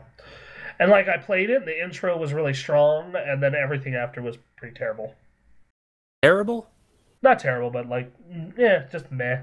Like it felt like a knockoff God of War game. Okay. Like it felt like this was not done by the A team. They are working on the PS4 game, whatever that is. Well, yeah. What was that? Was that Santa Monica that did it? Yeah, and it's not announced yet. Whatever that PS4 game is. I just remember one time seeing that Santa Monica was working on Last Guardian, and I just kind of just I don't know. Sighed. Yeah. Just a disappointed sigh that like, oh wow, they had to take the Japan team off it because they're too busy with Gravity Rush. When is Gravity Rush 2 coming to the States? Please. Oh, that was in it. That was a game. Yeah. That exists. Yeah, Gravity Rush was a really awesome beta game where like you were like this super powered witch who. Oh no! I know of Gravity Rush. I didn't know of Gravity Rush 2. Yeah, they're working on it. That's they're working on a sequel to that. Not sure if it's coming stateside though. Yeah. I don't see what would hurt. Like, you can't really hurt the Vita at this point. You might as well. Oh right. I don't know. Yeah. Yeah, the God of War collection on Vita last year kind of bummed me out. Really? Yeah, because it like didn't run super great. Which it's capable because it did. They did Final Fantasy X perfectly on Vita. They did the Metal Gear. Like they did. Like the Metal Gear games were ported to that thing. Like that thing can handle that game. It was probably just a lazy port. Yeah. That's. Yeah. Like I'd love to play God of War 2 on portable. I don't know. I kind of want to rent it just to see how it is. Yeah. They did a video to announce this remaster though. Like the 10 years of God of War and like 50 seconds of this remaster. And yeah, it seems neat. Like the thing is, I don't know how many people this benefits because like okay, if you miss the PS2 and the PS3, are you going to start on the third one? Really? Right. And like if this was like God of War 1 and 2 with like this God of War 3 engine. Exactly. They'd actually remastered the first and second, like really. Yeah, it would be like holy shit, yeah. Because they already upscaled 1 and 2 for release on PS3 before, right? Yeah, like those games. Pretty sure I bought that game. Yeah, I have that game. I remember when I bought it. I bought it and Heavy Rain the same day, and I was leaving the store and I ran into one of my football coaches. Okay. Yeah, it just seems weird that they're doing that again. Yeah. I mean, like, I don't know. Remasters as a whole, like I said, like I'm okay with Final Fantasy X. Like the one I'm not okay with out of all of these is like Sleeping Dogs. Like it's 3 years old at this point, or when it was released, 2 or 3, and it's like, yes, the graphical and frame rate upgrade is nice, but like not nice enough to where like if you've played it already, you should buy it again. Right. Like. And I'm conflicted on this because for someone like you, it's really beneficial because you're getting like the best version of that game with all the DLC for cheaper than the price of the full game. True. But like for someone like me, it's like, fuck no, give me new games. Like, well, I'm sitting here and thinking, what is the point of releasing a remastered edition, if not because you like to think that there's a future in that franchise, right? Yeah, like, are we ever gonna get another Sleeping Dogs? Like, fucking no. That's the question. That doesn't sound like a game that's going to get a sequel. Maybe if there's a lot of sales for the remastered edition, they'll take that as a hint that Sleeping Dogs 2 could work. But that seems weird to me. Yeah, like we're obviously gonna get another God of War. This is just them being like 10th anniversary Graw. You know, yeah, I mean, regardless of story stuff. That. Yeah. Yes. So. Right. Like Ocarina was like, wow, 25th anniversary. Please buy our 3DS that's failing miserably because it's $250. It has no games at this point. Yep. Man, buy that thing at launch. Like, I nearly sold. Like, the thing that got me to keep my 3DS was Street Pass, and then games came out, and I was like, oh, okay, thank God. God, right? I don't know, like I'm okay. Like, I get why they're doing it because they need to fill out the release calendar while their bigger budget titles are in production, and these are cheap to make. Yeah. And like, yeah, I get it. I understand. Like it's like how in 2006 we got a bunch of like mid-tier games like The Darkness and like Splinter Cell. Yeah, I liked that. I liked that compared to this, where I could enjoy a Darkness. It wasn't going to blow my mind, but I'm playing my new console, and it's this new IP, and I'm enjoying it for what it is.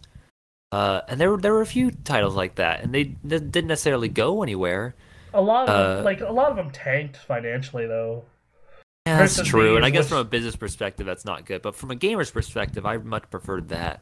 Yeah, and like in some cases, I'm okay with it because like GTA, like I'll play a prettier GTA that doesn't like the frame rate doesn't cripple itself when I go into a large area. Yeah, right. Like, yeah, a game like GTA needed something like. But like God of War, like I played that game 5 years ago. It got like third on our Game of the Year list that year. It was a good game. It was a great game, but I'm like, if this is $60, you should be mad. That can't be. It doesn't say what they're releasing. Yeah, no, they haven't said the price yet. Okay. Like Last of Us came out at $60, but okay, it has all the DLC. It's only a year old, and if you bought it within the first week and traded in your PS3 version at GameStop, you got it for $30. Hey, that's not bad. Like I wish they would. I was hoping they'd do something like that for Grand Theft Auto, but they didn't. They know you'll cough up the money. It's Grand Theft Auto. Yeah. So. Weird. Yeah, really weird. This 10-year anniversary trailer is fucking epic, though. I gotta say they did a good job with that. I gotta say it's not too hard to make something epic out of God of War footage. No, it's not. But still cool nonetheless. Yeah, for sure. All right. Let's see. Let's see. Halo 5 Guardians as a teaser site countdown. People are guessing it's to a trailer. No one cares. How long is the countdown? Let me pull it up. Give me a sec. Halo 5 countdown trailer OMG.com. Teaser site last week. And oh my god, what? All right, so Couldn't it's you a just pull it, be able to pull it there? Sorry, the IGN made me go through like 6 news stories to get to the one. But it's a alright, so this bullet comes out of a gun and smashes the visor of Master Chief's helmet. Oh no! And it says Halo 5 Guardians #hunt the truth. What? That doesn't sound that doesn't necessarily get me excited for a new Halo at all. No, it does not. I mean, like, well, and like the image they show is like Spartan Locke and Master Chief, like in the middle, and then in the middle is the Halo 5 Guardians logo, so it looks like they're gonna fight each other. Which okay. This new guy, they better make him into like the biggest badass in the history of ever, because like Master Chief fanboys are rabid.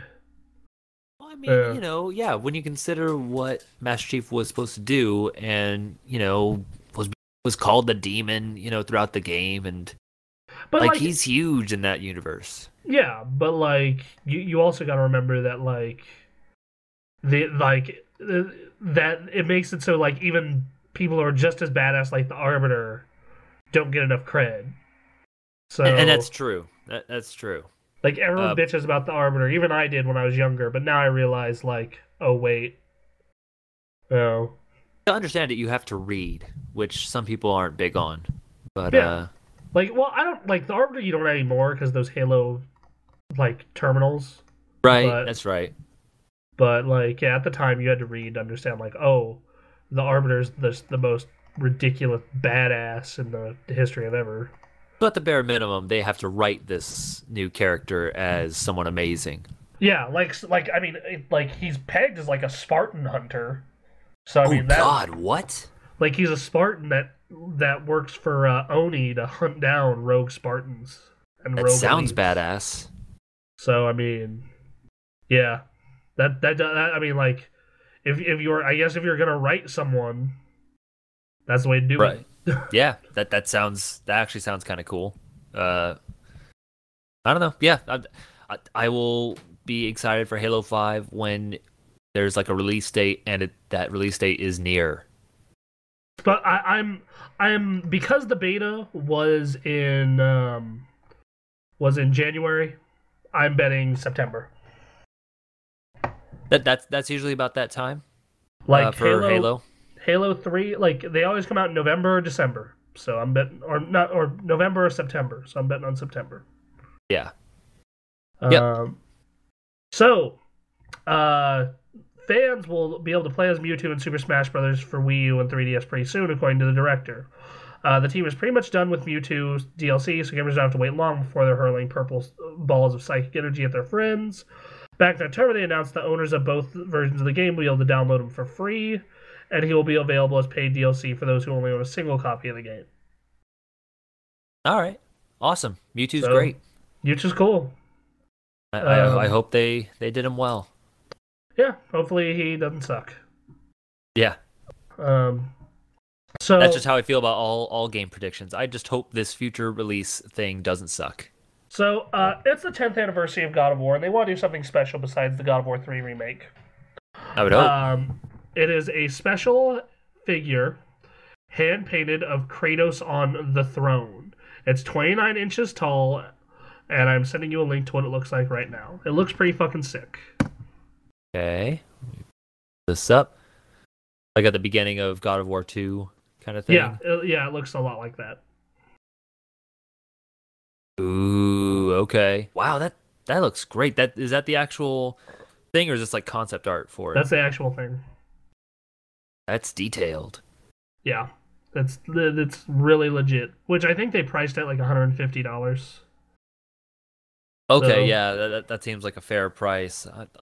As someone who does not collect figures, I would not pay to have it, but you seem like someone who would consider it. Like if it was $100, I would have said fuck yeah, sure. Right. Like I would have pulled the trigger, but like I just can't like justify that for like $150 is a big chunk towards for the TV I'm saving for. Yeah. That like it's a big chunk toward that's like a couple of games. That's just it's too much. Too Yeah. much. Too much. But did the other gods like drape like some cloth over the chair because it wasn't being used, and then Kratos came to like sit on it, but it's only pulled it over slightly, and then just said, "Ah, fuck it, I can't get it over that other large pole, so I'll just sit on it like this." I don't know. That's a good question. Don't know. That would just bother me if I was sitting in that chair. I don't know. Yeah, I'd want it even myself. Yeah.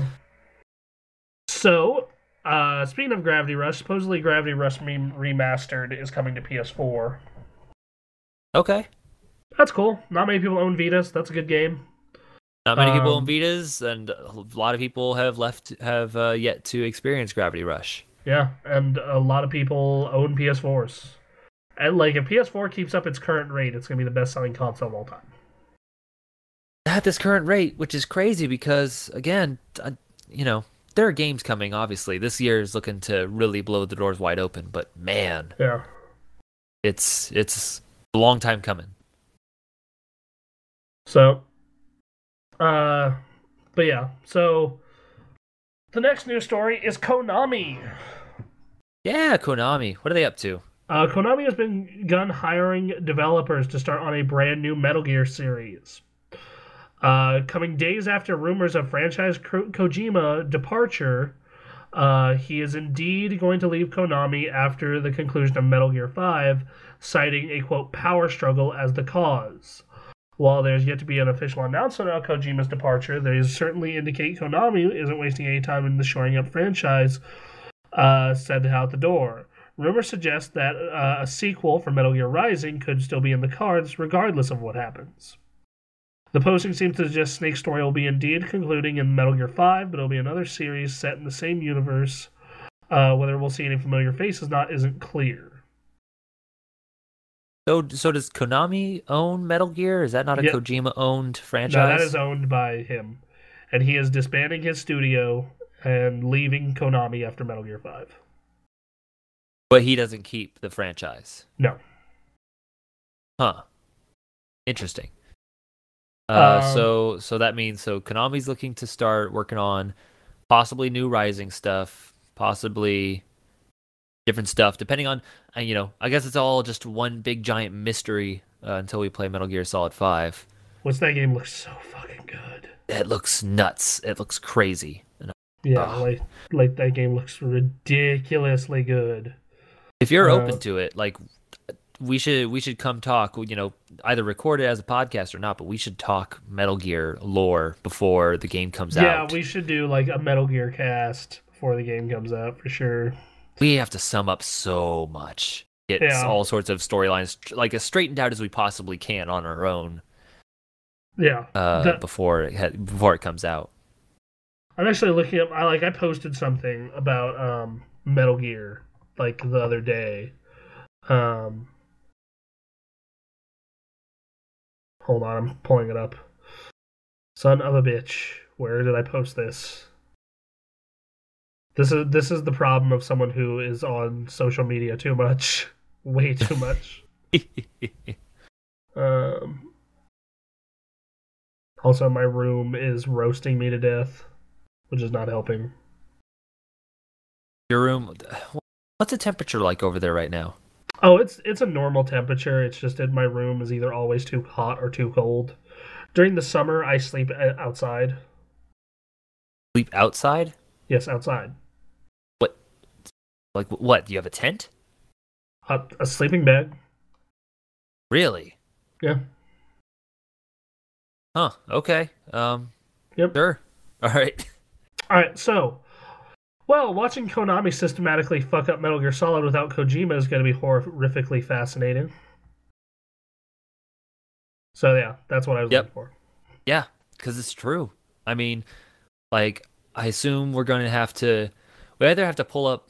No, we can't pull up. Like, I don't know. We have to look up summaries of the game, from somewhere, and then also like one of us should have that app on the PS3 pulled up. Well, that's outdated now. That was 2 games ago at this point. I know. Yeah, that's true. Man. No, we're gonna have to figure something out to get as much as we can. All right. God, so much shit happened. All right, so I'm gonna check the Escapist March Mayhem bracket for a second here. I've actually been doing that right now, actually. Oh, well, were we fucking horribly wrong? Because I assume so. No one's picked anything, or nothing's officially been picked yet. Oh, okay. All right, well, never mind then. The one thing I've noticed is there are way fewer people participating, and I assume part of it is due to the catastrophe that's happened the last few years. Yeah, that makes sense. Which, yeah, I mean, we could go through the forums, and by clicking on each one, we could tell which one's gonna. Yeah, exactly. I don't care. I don't want to live that. I'm fine with seeing the official posts when they come. But the forums are completely subdued from what they were before, and if that's the case, I could see us not following this as much anymore. Which, good riddance, honestly, because we come back just to watch the car crash at this point. It's not a good thing. Just to watch it ruin itself. Yep. We'll see if Valve wins again or BioWare. Only time will tell. Ones. Yep. I mean, we got Blizzard always makes a fight. Yep. So, man. Alright, so Xbox One system update for April. Improvements to party chat and achievement notifications. Party chat improvement comes based on feedback of owners. The party app will now help users enable microphones will display issues preventing chat from working with party members. It also includes descriptions for achievement notifications so users can see what they've earned without having to open achievements. The achievement app has been faster and should load from notifications faster. Lastly, we'll see improvements to discoverability within game hub links. Users will be able to see the activity feed of friends for a certain game, follow a certain game, and recently they added the ability to take screenshots, and that's about it. So yeah. All right. I've been hearing the update process for Xbox, or the updates tend to be pretty cool. Yeah. In that each one seems to add something that is recognizable.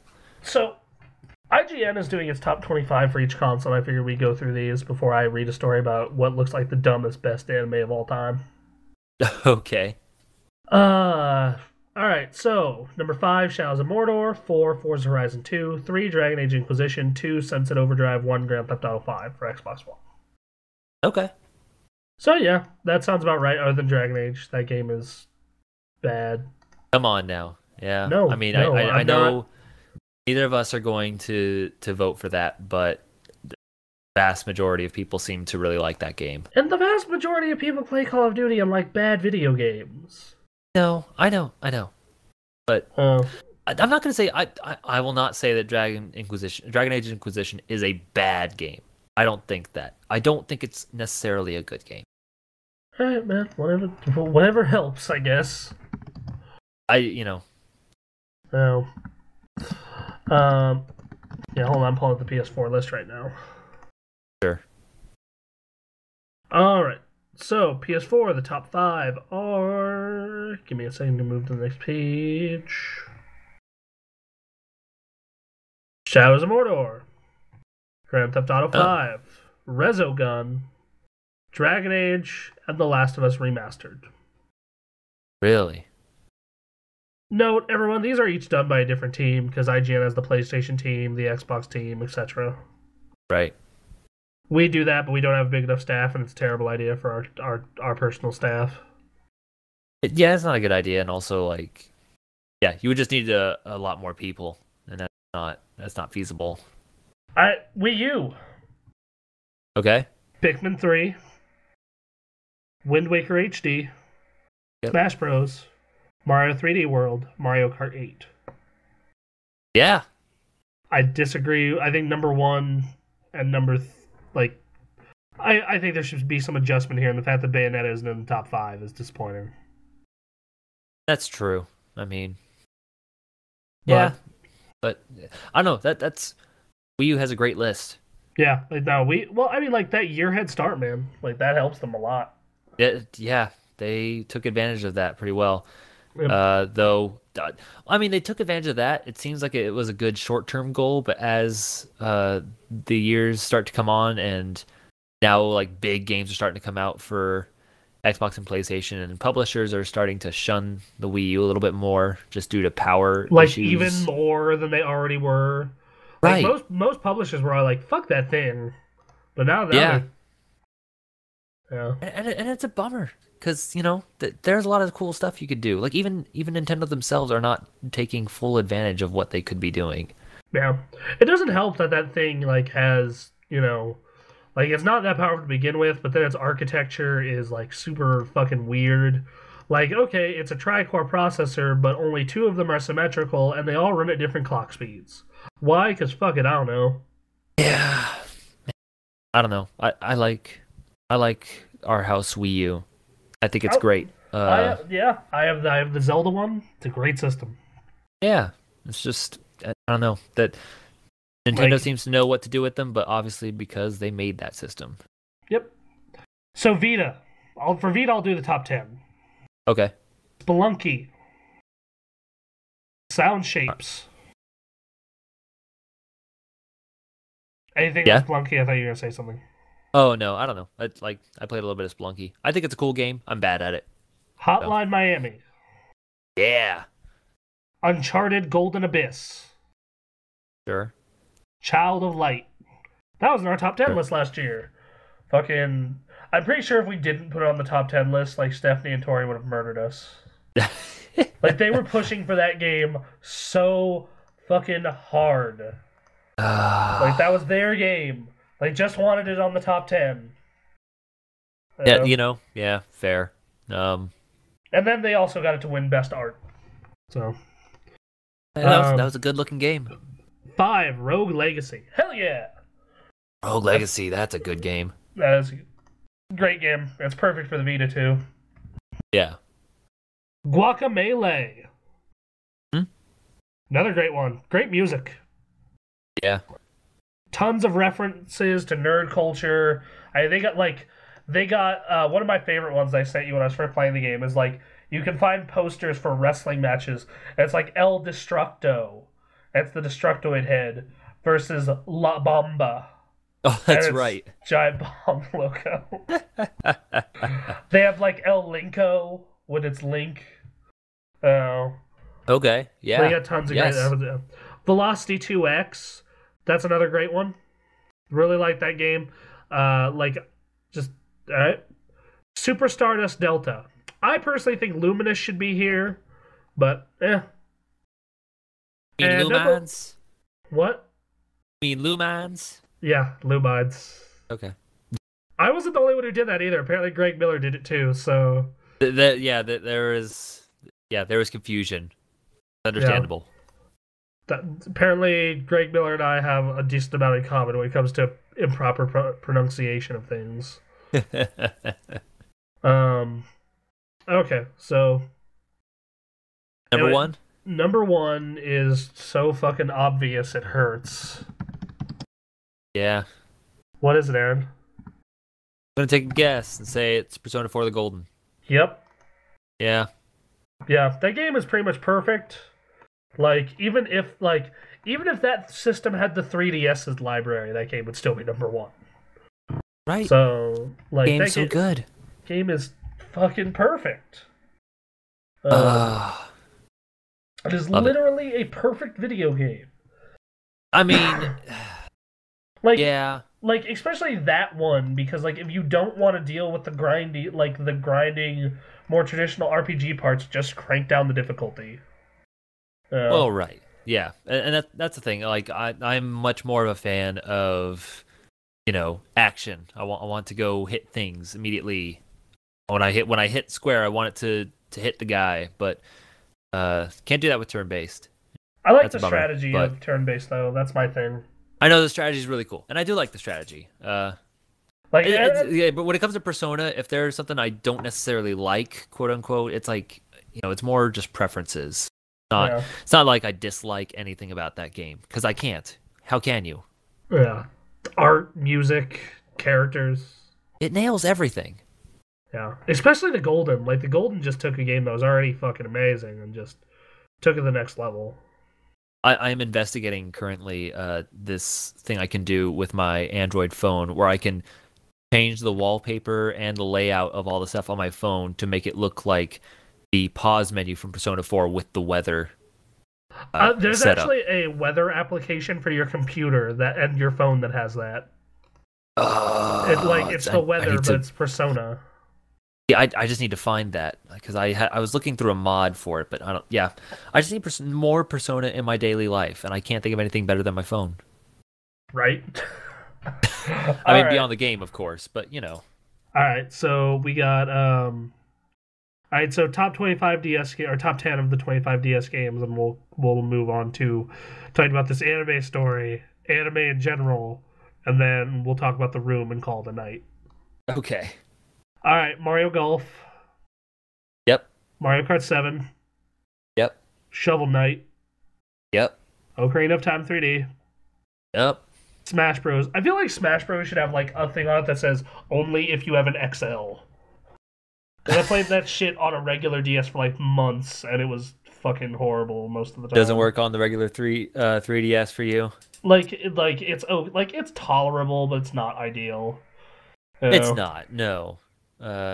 Especially when you're playing that I really likes like 8-player Smash. Or 4-player in the 3DS. Trying to distinguish all these crazy things happening on this tiny little screen, it's hard. So, net 5, Pokemon X and Y. Yep. 4, Animal Crossing. Sure. 3, 3D Land. Mario 3D Land. Okay. 2, Fire Emblem. Sure. 1, A Link Between Worlds. Really, at 1? I could see that. Like, I actually went back and played that game, and like, I have a far better opinion of it now from when I played it originally. Yeah, that's fair. Yep. I guess my only thing is that just as a Pokemon fan, like, I've been following Pokemon. Well, I was a hardcore Pokemon fan for generations 1 and 2, then fell off and came back on, and X and Y is like probably. As did I. Yep. So. And just X and Y is probably my favorite. It's up there near Generation 1. Like that mine game is Gen 2 or X and Y. Yeah. Gen 1, Gen 2, and X and Y are has the best legendary like in a long time. The fucking like Rainbow Deer. The fuck? Rainbow Deer and like Brohawk thing. Yeah, like the fuck, man. And Zygarde. Zygarde looks like a horrible fucking mutation gone horribly, horribly wrong. Oh, but so horribly, horribly right. Yeah, like he's a dragon type. I'm thinking that like he is like what used to be the dick of a bigger dragon. Right? Yeah, like I was thinking like if Hideo Kojima made Alien. And it like made a dick dragon alien or just like an alien? Sure, yeah. Yeah. All right. Great. That works. I'm all right. I'm behind this. So I'm behind anything where Kojima directs someone else's franchise. Sounds great to me. This list is pretty in line with me, except I would put Theater Rhythm in it and swap out another game, and I would put Animal Crossing. I'd have Animal Crossing and I would drop Fire Emblem for Theater Rhythm, the second one. And then move everything down a spot, and then bump Animal Crossing up to number 1. Nice. Yeah. This is for 3DS, right? Yeah. When did the 3DS come out? March 2011. We went to the midnight launch, remember? Oh God, that's right. Yep. Yeah. Yeah, that 4 years and it shows. It's got a great lineup. Vita, 3 years, and if you like I've already said, if you like Japan or you like indie games, then this is the system for you. But if you are looking for like the heavy hitters that Pokemon and Zelda are, you will be disappointed.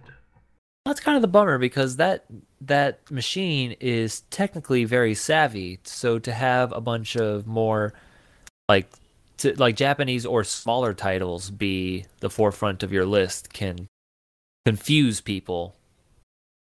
Yeah, that's because like when that thing launched, it was like fucking look, Killzone, Uncharted, wow.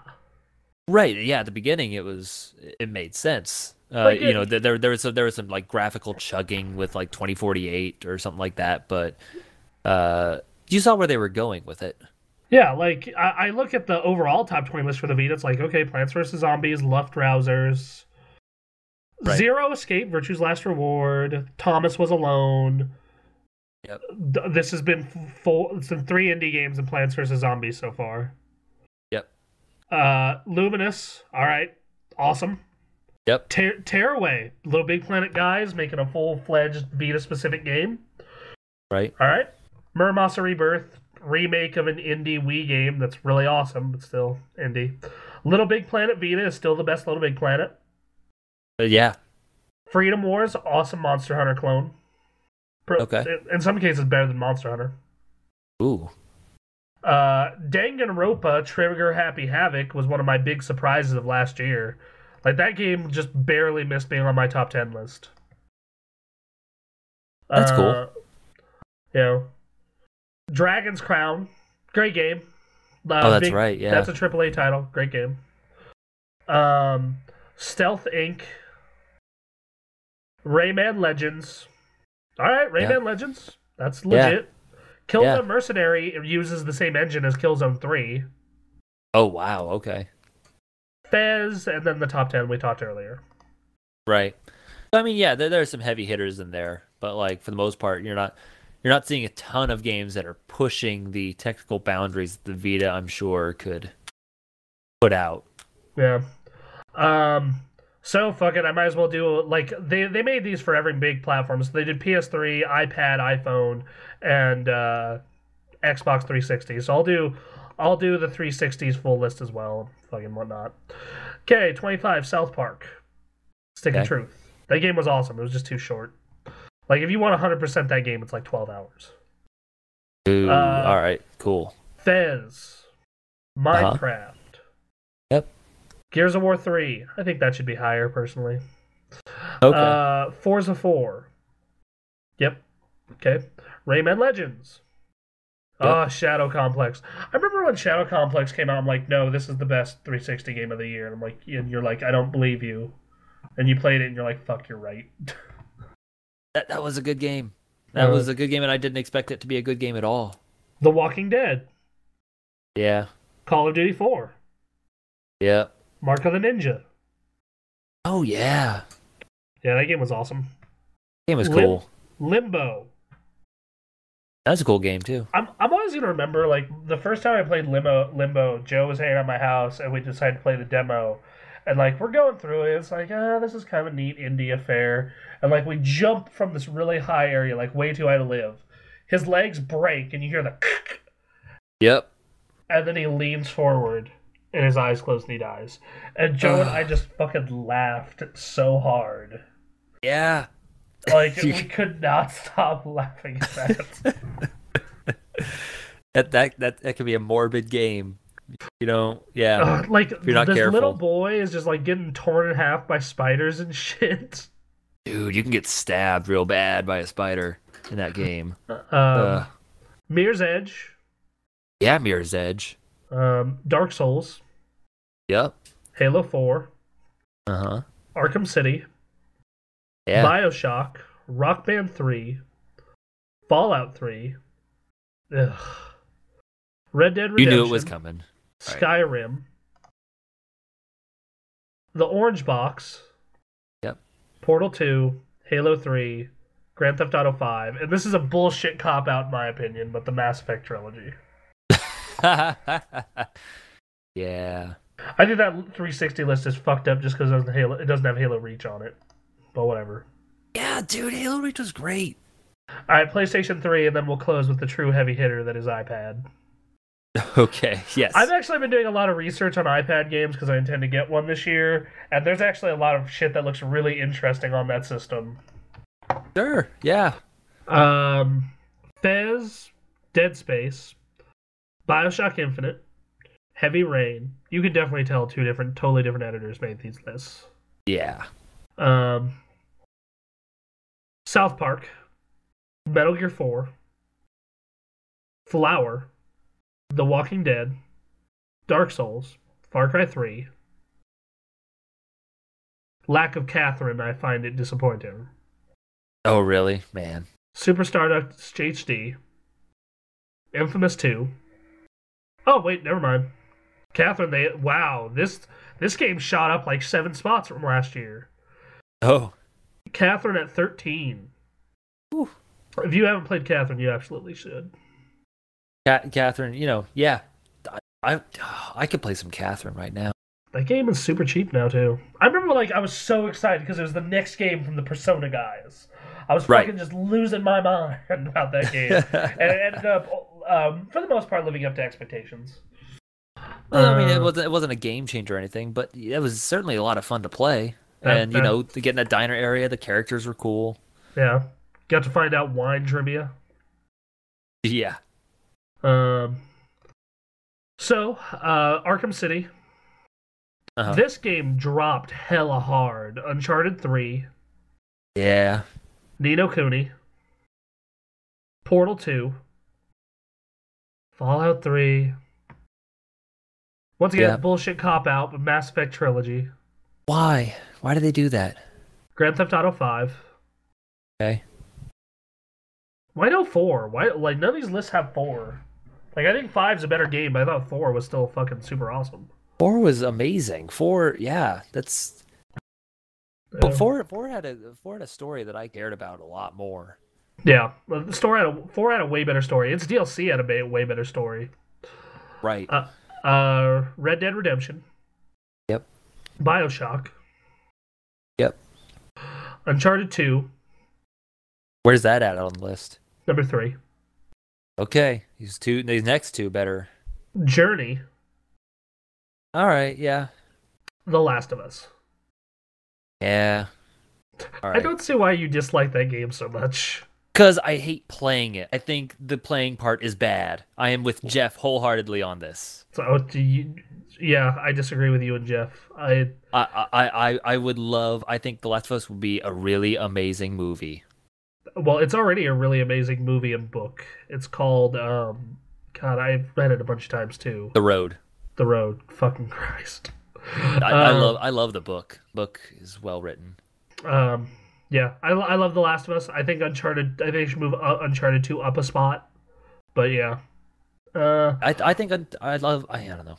Uncharted 2. That was an amazing moment. That was one of those game, that was one of those games where other stuff came out, like Batman Arkham really Asylum and other games like that. Really Arkham good Asylum, stuff. Demon Souls. That was a really good year, and just during our Game of the Year awards, Uncharted 2, Uncharted 2, Uncharted 2, Uncharted 2, Uncharted 2, Call of Duty, Demon Souls, Uncharted 2, Uncharted 2, Batman, Uncharted 2, Uncharted 2.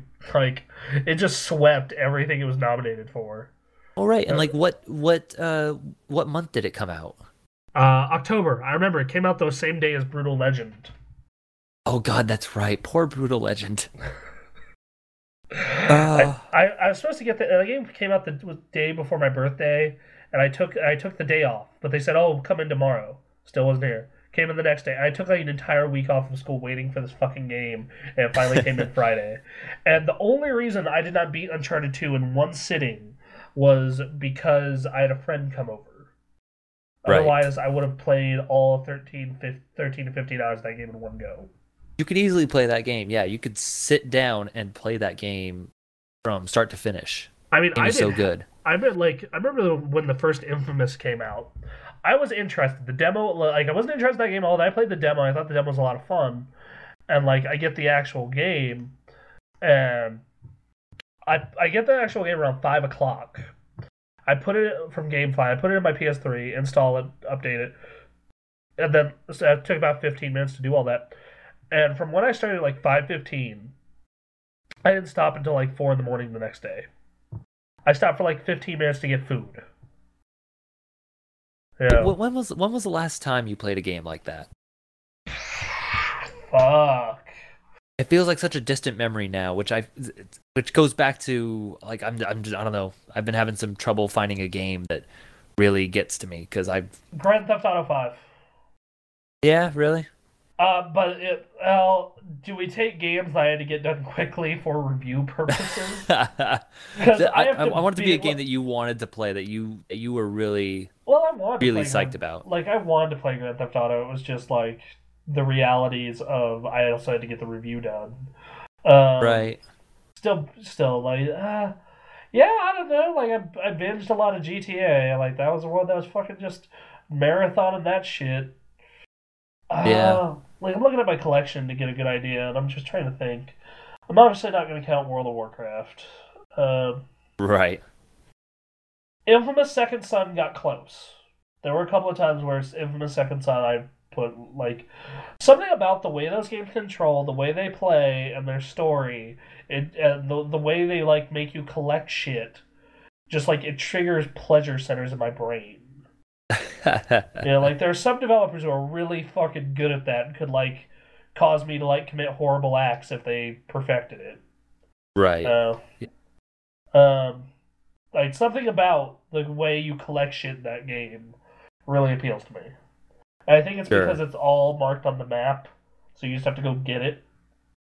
Um, Right. but when I got GTA 5, like I put a good, I was doing 8 hours a day for like a week. That was Okay. one. Part of that was for the review, but part of it was because it was a legit ass game.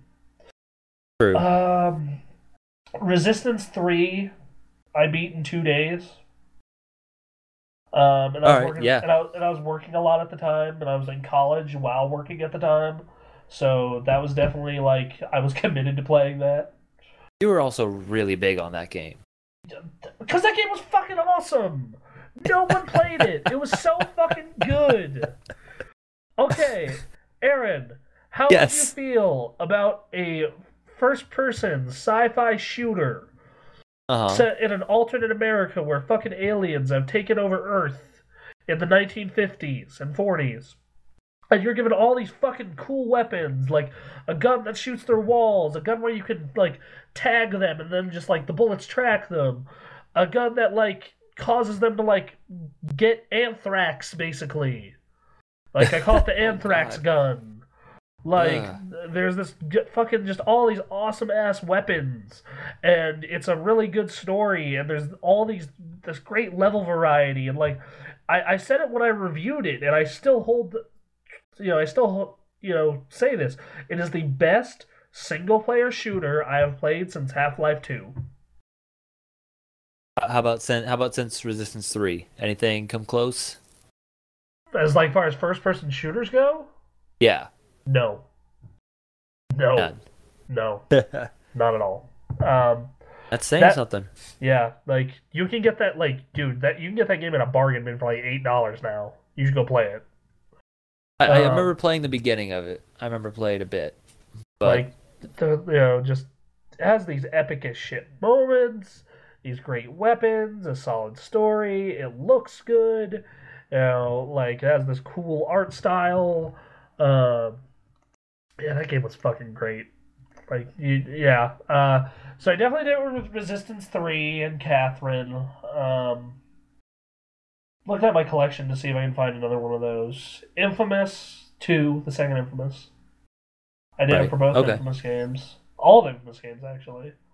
All the Infamouses, Catherine, and Resistance are the most recent ones. And GTA.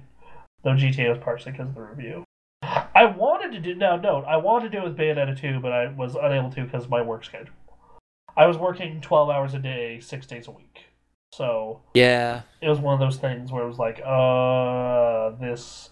I had to play that in like 2 hour chunks, and even that was unrealistic. Us, in the evolution of the site and us being reviewers, we also had to start making enough money to be able to pay rent and things like that. Obviously, we couldn't have those kinds of experiences anymore, or at least not as often.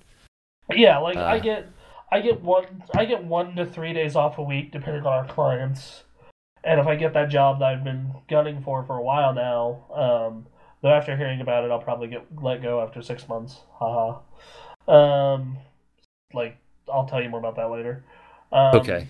If I get that job, then I, then I'll have 2 days a week, and like, okay, one of those days I have to take care of my responsibilities, like fucking laundry and like buying groceries and being an adult. Yep. And then one of those days I can Realistically, one of those days I should be relaxing, but I spend it working on this fucking website. Um, Right. Yeah. but Exactly. like, oh man, I have this upcoming Saturday off. I'm gonna be at a convention. Oh wait, no. First I record in the morning, then I'm at a convention, then I come home and do a live stream. Yep. Granted, I'm playing Hearthstone, but still. Sure. Um, like there have been games that like I marathon them now, but it's just not a regular part of my life. Where like I look at like when we were in high school, like Batman I marathon, Uncharted 2 I marathon, Ratchet and Clank I marathon, Heavy Rain Joe and I marathoned, God of War 3 I marathoned, Mass Effect 2 I marathoned. Like and that's part of becoming an adult gamer. I feel as you can't do that as much. Yeah, that's true. Um, that's kind of a bummer. That's something I miss. Just get a game one day, just put it in at like 8 o'clock in the morning. Get the shades down low so the sun doesn't get in too much. Just play until it's way past time that you should have stopped. I mean, like, I kind of did it with my PS4, because I got my PS4 at launch, and I got 3 games with it. So I was kind of switching, like, it wasn't one game, but I, like, that entire first, like, I had a 4-day weekend, because that's the way I planned it. So I had, like, 4 days of just switching between Assassin's Creed 4, Killzone, and Madden. Okay. So that was oh, and Resogun, because it was free, and it was the best game on the fucking system. Sure. So, yeah. Anyway, we should move to the... What about you? What was your last, like, marathon? I don't know. I was thinking about it. Like, it would have to have been sometime during time in Maryland, I think. Damn. Which I think would have been... First stint in Maryland or second stint in Maryland? I want to say second stint. Okay. Because I remember first stint, I had a real amazing experience. Not that it was an amazing game, but it was a good game. I enjoyed it. But from morning to night, Alan Wake. That game was awesome. I love that game. That game was cool. One of the most underrated games of the 360. I started it very early in the morning. It was like, I want to say it was snowing outside. And I was by myself in this secluded basement playing Alan Wake. At nighttime, I finished it. I felt really good about how I spent my day. I don't get those days anymore. Yeah, that's so rare. Like that's like I'm trying to remember the last like day where I was snowed in and just spent the entire time playing a video game. Like one game, not switching between multiple. That's the thing is finding that game. I mean, yeah, there's Skyrim here. I'm looking through my 2011 list. Wasn't super into Skyrim. Didn't do it then. Fair enough. Yeah. I played a lot of Bastion. I don't know. I wouldn't say that was one sitting. Yeah. The Mass Effect games. Yeah, I put a lot of time into those, and like, you can't beat those in one sitting, but No, but you can put a lot of time into them. As long as we're talking general memories of this, I remember in high school when Rock Band came out, like.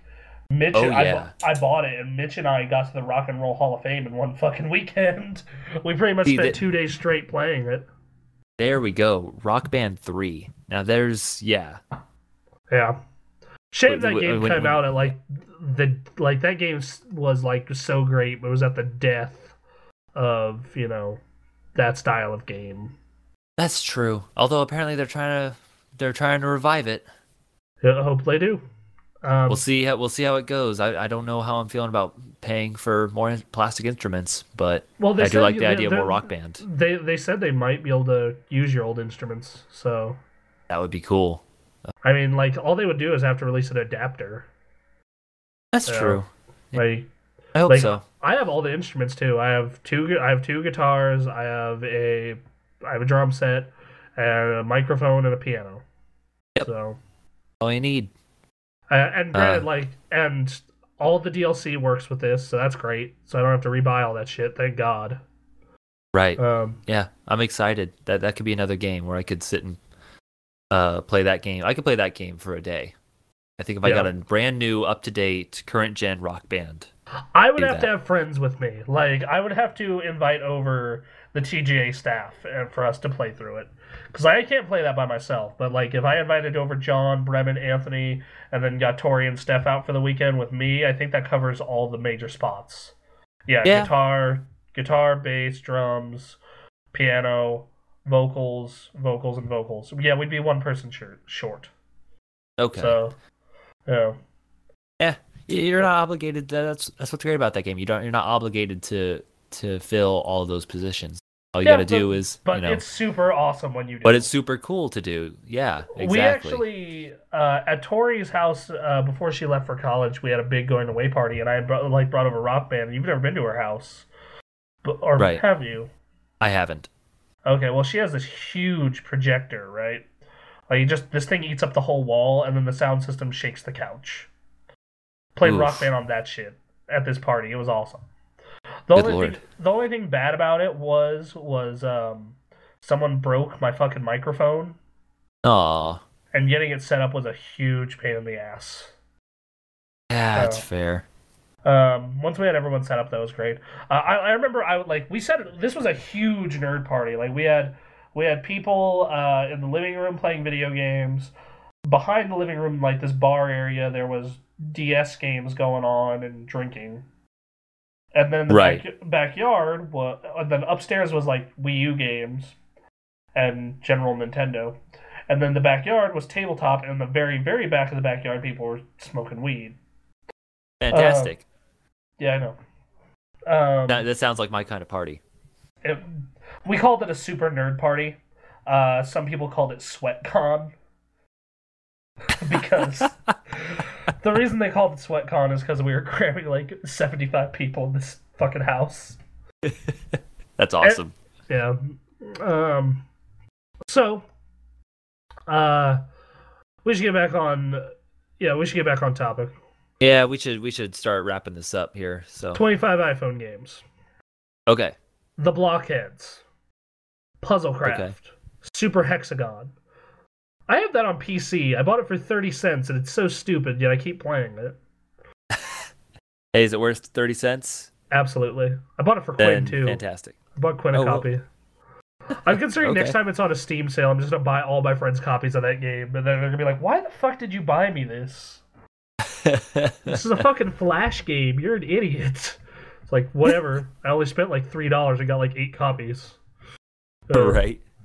The World Ends With You. Uh-huh. Alright, that was a great RPG on the original DS. Super Stickman Golf 2. Okay, I don't know what that is. The Room 2. I don't know if we're going to know what a lot of these are. Yeah, I don't... This one made me think of the movie, though. Oh, thank God, it's not related to it at all. The Room 2. Yep. Oh, God. Yep. Ridiculous Fishing. Yeah, that game's cool. Yep. Ghost Trick, Phantom Detective. That game was awesome on the DS and perfect for iPhone. Year Walk. It has tones of Limbo and Nightmare Before Christmas. Looks neat. 80 Days. This makes me want to buy an iPad just to try all this shit. Like some of it looks legit. Yeah, some of these are weird. I don't know. Plants vs. Zombies. Walking Dead Season 1. Yep. Kingdom Rush Frontiers. Okay. Where's My Water? Cut the Rope. Yep. Threes. Hitman Go. Okay. I actually played this game on my friend's iPad because it was shown on House of Cards and it looks really cool. Monument Valley. Okay. Rayman Jungle Run. Uh-huh. Tiny Wings. All right. Super Brothers Swords and Sorcery. Played it on PC. That's a good game. Yeah. FTL. That game was a perfect for iPad. Yeah. That's a good one. Infinity Blade 2. Hell yes, Infinity Blade. Device 6. It combines 60s Bond aesthetic with an atmospheric jazz score and a dose of J.J. Abrams style to deliver a wholly unique puzzle experience. Is that the same guys who made Yearwalk? I forget. I believe so. And number 1, no fucking surprise here, Hearthstone Heroes of Warcraft. Yep. Yeah, that's Duh. Right. Duh. Yep. All right, so anime, The Room, and then we're calling it a night. Okay. So I was on Kotaku browsing for news stories for this, and the headline was an anime in which girls make out and transform into weapons. All right. Making its debut this weekend at Anime Japan Expo in Japan. Valkyrie Drive is a mixed media game and anime project from Marvelous, which revolves around girls making out and turning into weapon. It makes sense. Are these related? Yes, like they're in a fight and they kiss, and then one of them turns into a weapon. Okay. One of them? All right. One of them. The other one wields the weapon. Like in the GIF they have Oh, here. I see what's happening. Okay. Yeah, the GIF. Yeah, you. I imagine you pulled up the news story as I was talking about it. Right. Yeah, that like in the GIF here they kiss, and then she turns these two giant metal fists, kind of like Hercules from God of War. And like I watched the trailer, and it is just fan service. So much perverted fan service. It's like hot anime lesbians make out and turn into swords, and I'm just like, I shouldn't be surprised at this. From the man who brought you Senran Kagura, a series of stripping ninja girl games. Well, you get the picture. Check out this first mildly not safe for work trailer below. Let's see. Apparently the story revolves around a strange virus that begins turning girls from their late teens to 20s into weapons, other girls emerging with the power to wield the weapon women, and a world scrambling to use them as their own end. There will be a television anime and a console game called Valkyrie Drive, and a free-to-play social media game that'll tie into the console game. Considering the source, the series and game expect to be full of fan service. Hell, the trailer is mostly fan service. And there's not a chance in hell this comes stateside. Oh. What console is this coming to? Because if it is, because like I am considering bringing in a friend of mine who knows Japanese to 60-minute access the shit out of this game, or watch the anime with subtitles. Because this seems stupid as hell. This seems like Sakura Wars all over again. Right. It seems like it'd be a Vita game. Yeah, to me, I don't know. Yeah, that checks out. All right, so yeah, that's dumb. Oh my god, sorry, I got one more topic. Apparently, yesterday or 2 days ago, as if you're listening to this, was Slytherin Pride Day, and I am a Slytherin according to Pottermore. So Slytherin Pride Day. Yes. What day was that? March 21st. Why is that 3, 2, 1? I guess I don't know. That's okay. All right, sure, fine. What did you ever take that Pottermore test? I took it twice. What'd you get? First time I got Hufflepuff. Second time I got Gryffindor. That checks out. I see that. So, sure. I like to think I'm a mix of the four. So I always tend to get it mixed up. Depends on the day. I take the same quiz and get something else. I don't know. I've taken this quiz twice, and both times I got Slytherin. So Hufflepuff, as someone who was Hufflepuff, thanks to Pottermore, for like a few months, Hufflepuff just strikes me as the people who really just don't give a shit. So Hufflepuff, like at the end of both my Slytherin tests, it's like, which would you prefer to be in, Slytherin or Hufflepuff? And I chose Slytherin because my favorite color is green. Sure. So yeah, and also I would love to live in a dorm under the lake. That's right. Yeah, that's cool. Yeah, that's a cool deal. Slytherin's all right. Yeah. They're all right. Yeah. Harry Potter. Great show. Or great movie, great books. I read the books. I actually did not catch a lot of the movies. Anyway, sorry. I sat on your bed with you and I think Tori watching through. That was Terry, yeah. Was that Terry? Okay, we had Terry, and then we watched through I want to say 2 at least. Yeah, we watched through a large chunk. Anyway, we're gonna take a quick break before we discuss The Room and then call it a night. Oh God. Okay. All right, everyone. We're back after a quick little break there. Sorry about that. We occasionally need breaks to stay fresh. Yes. So, last couple of things we want to talk about. I want to talk to you about The Room, and there's one other thing, but I forget what it was. Do you Was remember? there one other thing, really? Anime. Anime. You been watching animes recently? Do you watch anime anymore? I don't know. You know, I went back and watched like the whole Goku versus Cell fight, if that counts. I'll count that. Yeah, that's great. I, I got into a conversation about which music was better, the Japanese Dragon Ball Z music or the American. The answer is both are pretty great. Both are pretty great, but the American soundtrack just, I feel, complements its Dragon Ball Z so much better. I agree Like, with you. I agree with you, except I want the Japanese theme song. yeah, the Japanese theme song's all right. Also, I like Frieza's theme, the Japanese Frieza theme. I have not heard that one. It's incredibly terrible and stupid. Terrible. It's like metal. Okay. All right.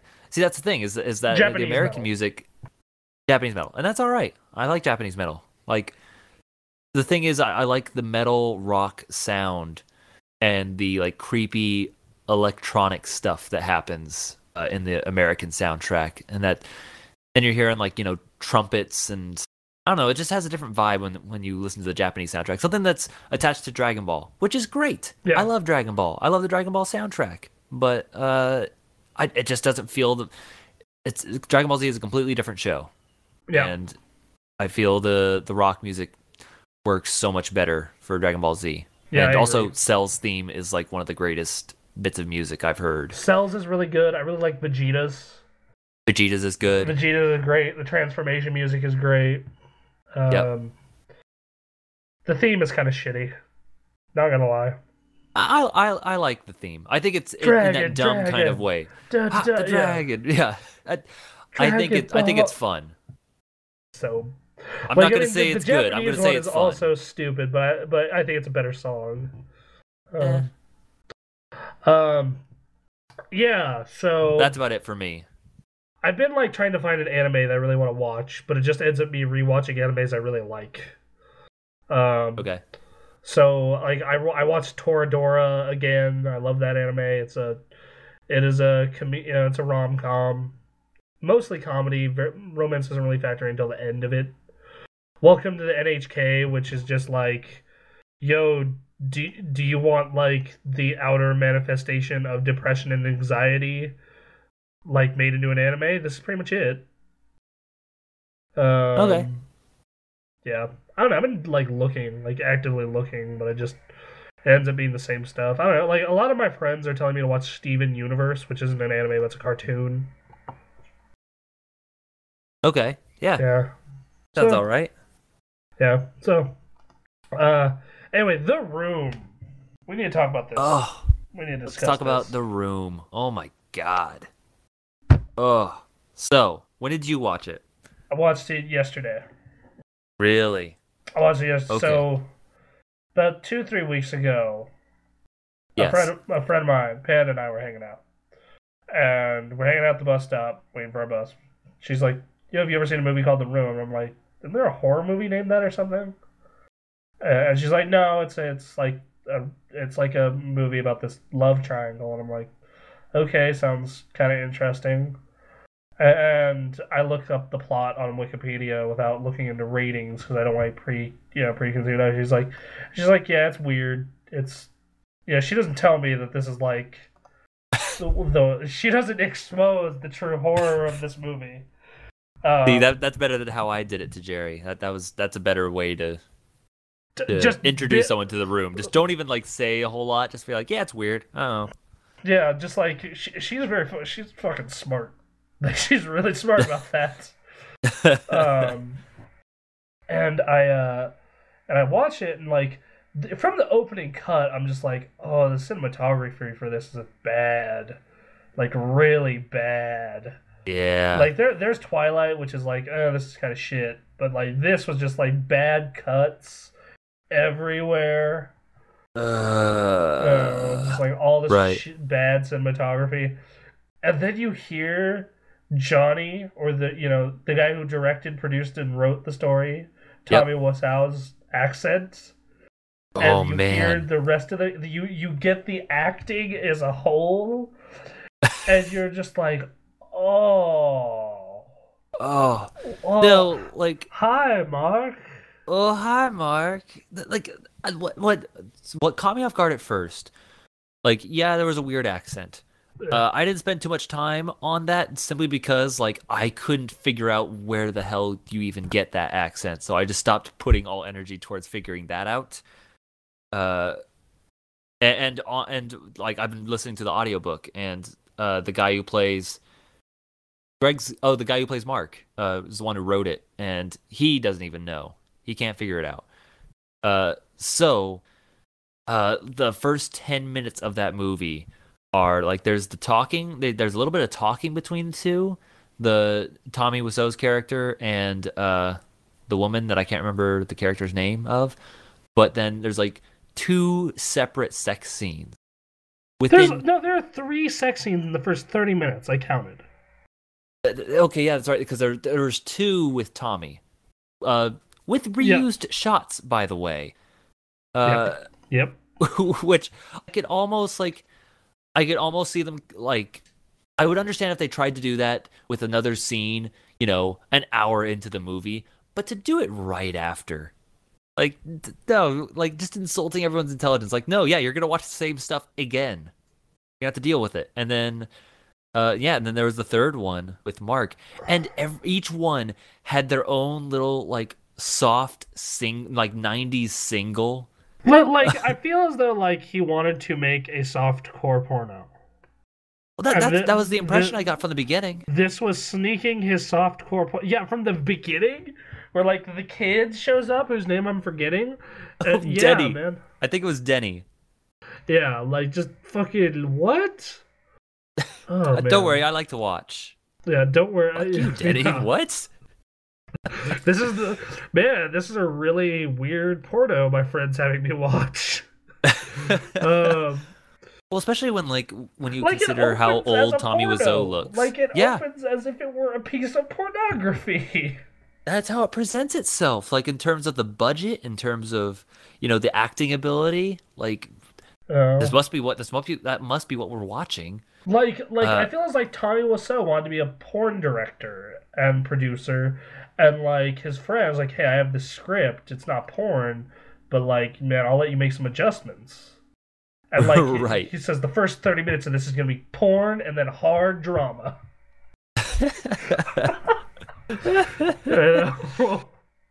And you just see this guy who has a face that's very interesting. No, who knows how old he is?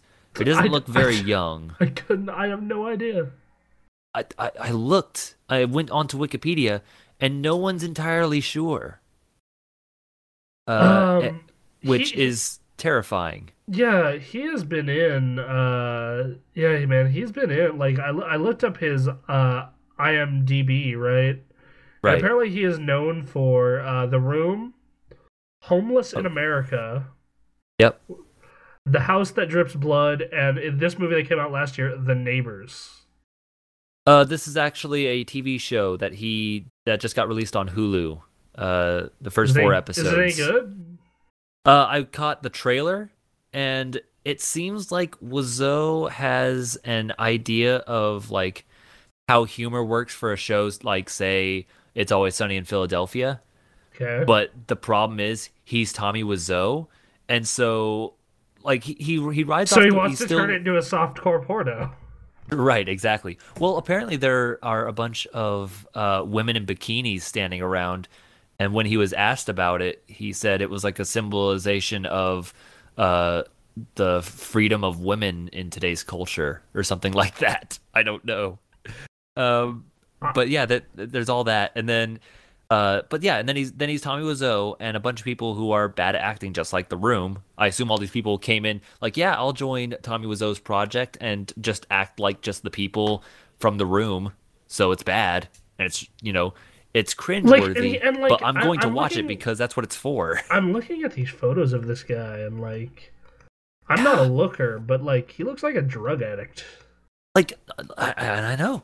And it's crazy. Like when you consider like there's a considerable portion of his life that is a mystery that no one knows. And I don't know how old that man is. He certainly didn't look super young when I was looking at his bare ass in the first 10 minutes of the movie. I feel as though I would. Yeah, man. I need to. I feel like part of me wants to discuss this movie with the person who like directed me to watching it, but I'm like, she's gonna ask me what my opinion is. I'm like, here, listen to this podcast. Fast forward to this part. Yeah, man. Like we're not even past the first 15 minutes. Like I was sitting there thinking, like, if this is the whole movie, I can't watch this movie. I'm not going to spend my time watching this. I'm thinking the entire time, just like, why was I directed to watch softcore porn during the first? Well, right. Is this like some sort of joke? Because I don't think it's necessarily very funny. It's just weird. This is weird. This is, like, you and I used to watch the worst movies imaginable on Netflix. Yeah. Like, you and I would, like, literally just be like, yo, Aaron, are you free at this time? Yes? Alright, let's go watch some terrible fucking movies. Well, back Jesus when Christ Vampire Hunter. Hell yes, Jesus Christ Vampire Hunter. Oh my god. That's the one that stands out to me. That and the 18-Year-Old Virgin. That was pretty terrible. Yeah. Remember the one that we watched with Carlos that was just a huge surprise? That was actually a decent movie, The Boys and Girls Guide to Getting Down. Yes, I remember that very well. That was a very good movie. That was a very good movie. That was crazy. But, they need to bring that back. They need to bring back the ability, either Xbox or whoever, someone on Netflix needs to bring back the ability to have people come together in a group, people who own Netflix, to watch in a group chat together. And I know you can do that with, like, you can't sync it right without it's what hard. They did on the Xbox. It's really hard to do. Like Kyrie Bremen and I did it last summer, and it's super hard. It's really hard, and Xbox did it wonderfully, and I loved that thing to death. You could have a movie night with people across the country, and it worked. Yeah, I mean, when you're in an industry like us, where you're like, all your friends are fucking just everywhere.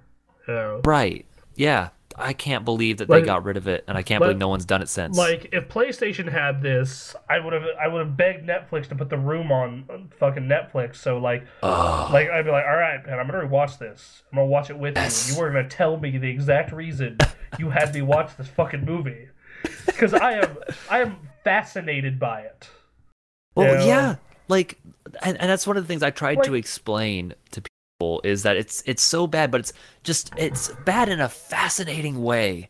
It is crazy. There are tons of bad movies. Like, we watched them all the time, but the fact that someone thought this movie cost $6 million to make. Yep. This movie cost $6 million. Well, like that was the initial budget that they had, and then Wiseau spent it on, like, I forget what the other thing was, but I know he spent a ton of it on advertising. Which, that included like a billboard in Los Angeles that he kept running for years after the movie was out. But, like, man, you compare that to the budget of, like, one of our favorite movies of all time, Clerks. Right. Like, to make the film, it was $27,000, and post-production was $230,000. And, like, when you look at The Room, it literally is pretty much just a room, and then there's the rooftop, the makeshift rooftop that they had. And then, like, the park. And yeah, they had the park for that park where it's just Mark and Johnny throwing a football to each other, and that's it. Nothing happened beyond that. There is no dialogue traded between the two. It's like he asked about like renting a place in Sausalito, like the rates on a loan. I think. I think that was it. No, and then they just cut away. I have like why is that a thing? Like, also this line from the cafe when it was Mark and Johnny Cafe. Oh, how was your work today? Oh, pretty good. We got a new client. The bank will make a lot of money. I cannot. Oh, what client? I cannot tell you. It's confidential. Oh, come on. Why not? No, I cannot tell you. I'm trying to fake the accent, but I absolutely can't. Yes. It's too weird. Yeah. No, I can't. Anyway, how is your sex life? Right. Like, this movie is so fucking apparently they were like, this movie still gets like shown in theaters. Oh yeah, no, it's on a Rocky Horror Picture Show level. Yeah, but Rocky Horror Picture Show was actually like a good B movie, a good B like. Oh yeah. Like Rocky Horror is actually like well made. This is just bad.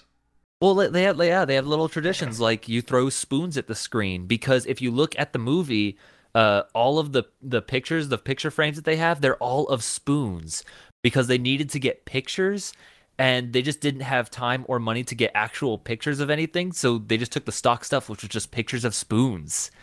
So if you actually look at the movie, that's all just pictures of spoons in the room. Oh, I heard about the football thing. Like you would throw football, like little footballs around.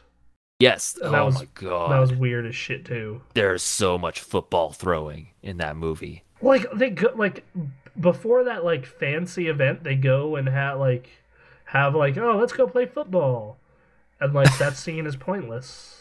That stupid scene where they go into the alley and that one guy talks to Johnny about how he had an embarrassing mishap with his underwear or whatever from before, and then everyone's throwing the football around, and someone just throws it awkwardly and like knocks a guy into trash cans. It's like, oh, are you okay? It's like, yeah, I'll be fine. And then they walk out, and that's the scene. Nothing happened. And there are so many scenes in the room where just nothing happens, and I think those might be my favorite. I don't know, like when they're just throwing the football around and nothing advances. Anytime that, or anytime Johnny talks. Anytime Johnny talks. Thank you, honey. This is a beautiful party. You invited all my friends. Good thinking. Who else would she invite? All right. Like, what was she gonna do? I gotta say all the acting is terrible. The best acting was from Lisa, and even that was still fucking horrible. Even then, from the book, everyone pretty much agrees that the mugger of Denny, the guy who's like, "Where's my money?" Like that guy gave the best acting job because I don't know, he was just kind of intense, I guess. It was still awkward as hell. He sold it, exactly. He believed enough that he made you believe. Well, he apparently was into character on set. Like he was the only one though. I mean, Tommy, I guess, was in character because Johnny was Tommy. That was just him on film. Like. I just want to slip in something real quick. So he's the one who would tell his fiance, "Thank you, honey. This is a beautiful party. You invited all my friends. Good thinking." or having a conversation about work. "No, I can't. Anyway, how is your sex life?" How's your sex life? From the audiobook, he doesn't talk. I mean, he talks like that, but he doesn't really discuss stuff like that. So that's something, I guess. Yeah, I don't know. That movie is nuts. Oh, I'm going to say, here's this gem. Lisa, did you get your promotion? Nah, you didn't get it, did you? What? Right? I don't. Are you kidding me? No, there's a lot of good stuff. There is so much good stuff. I could go on for a while about The Room.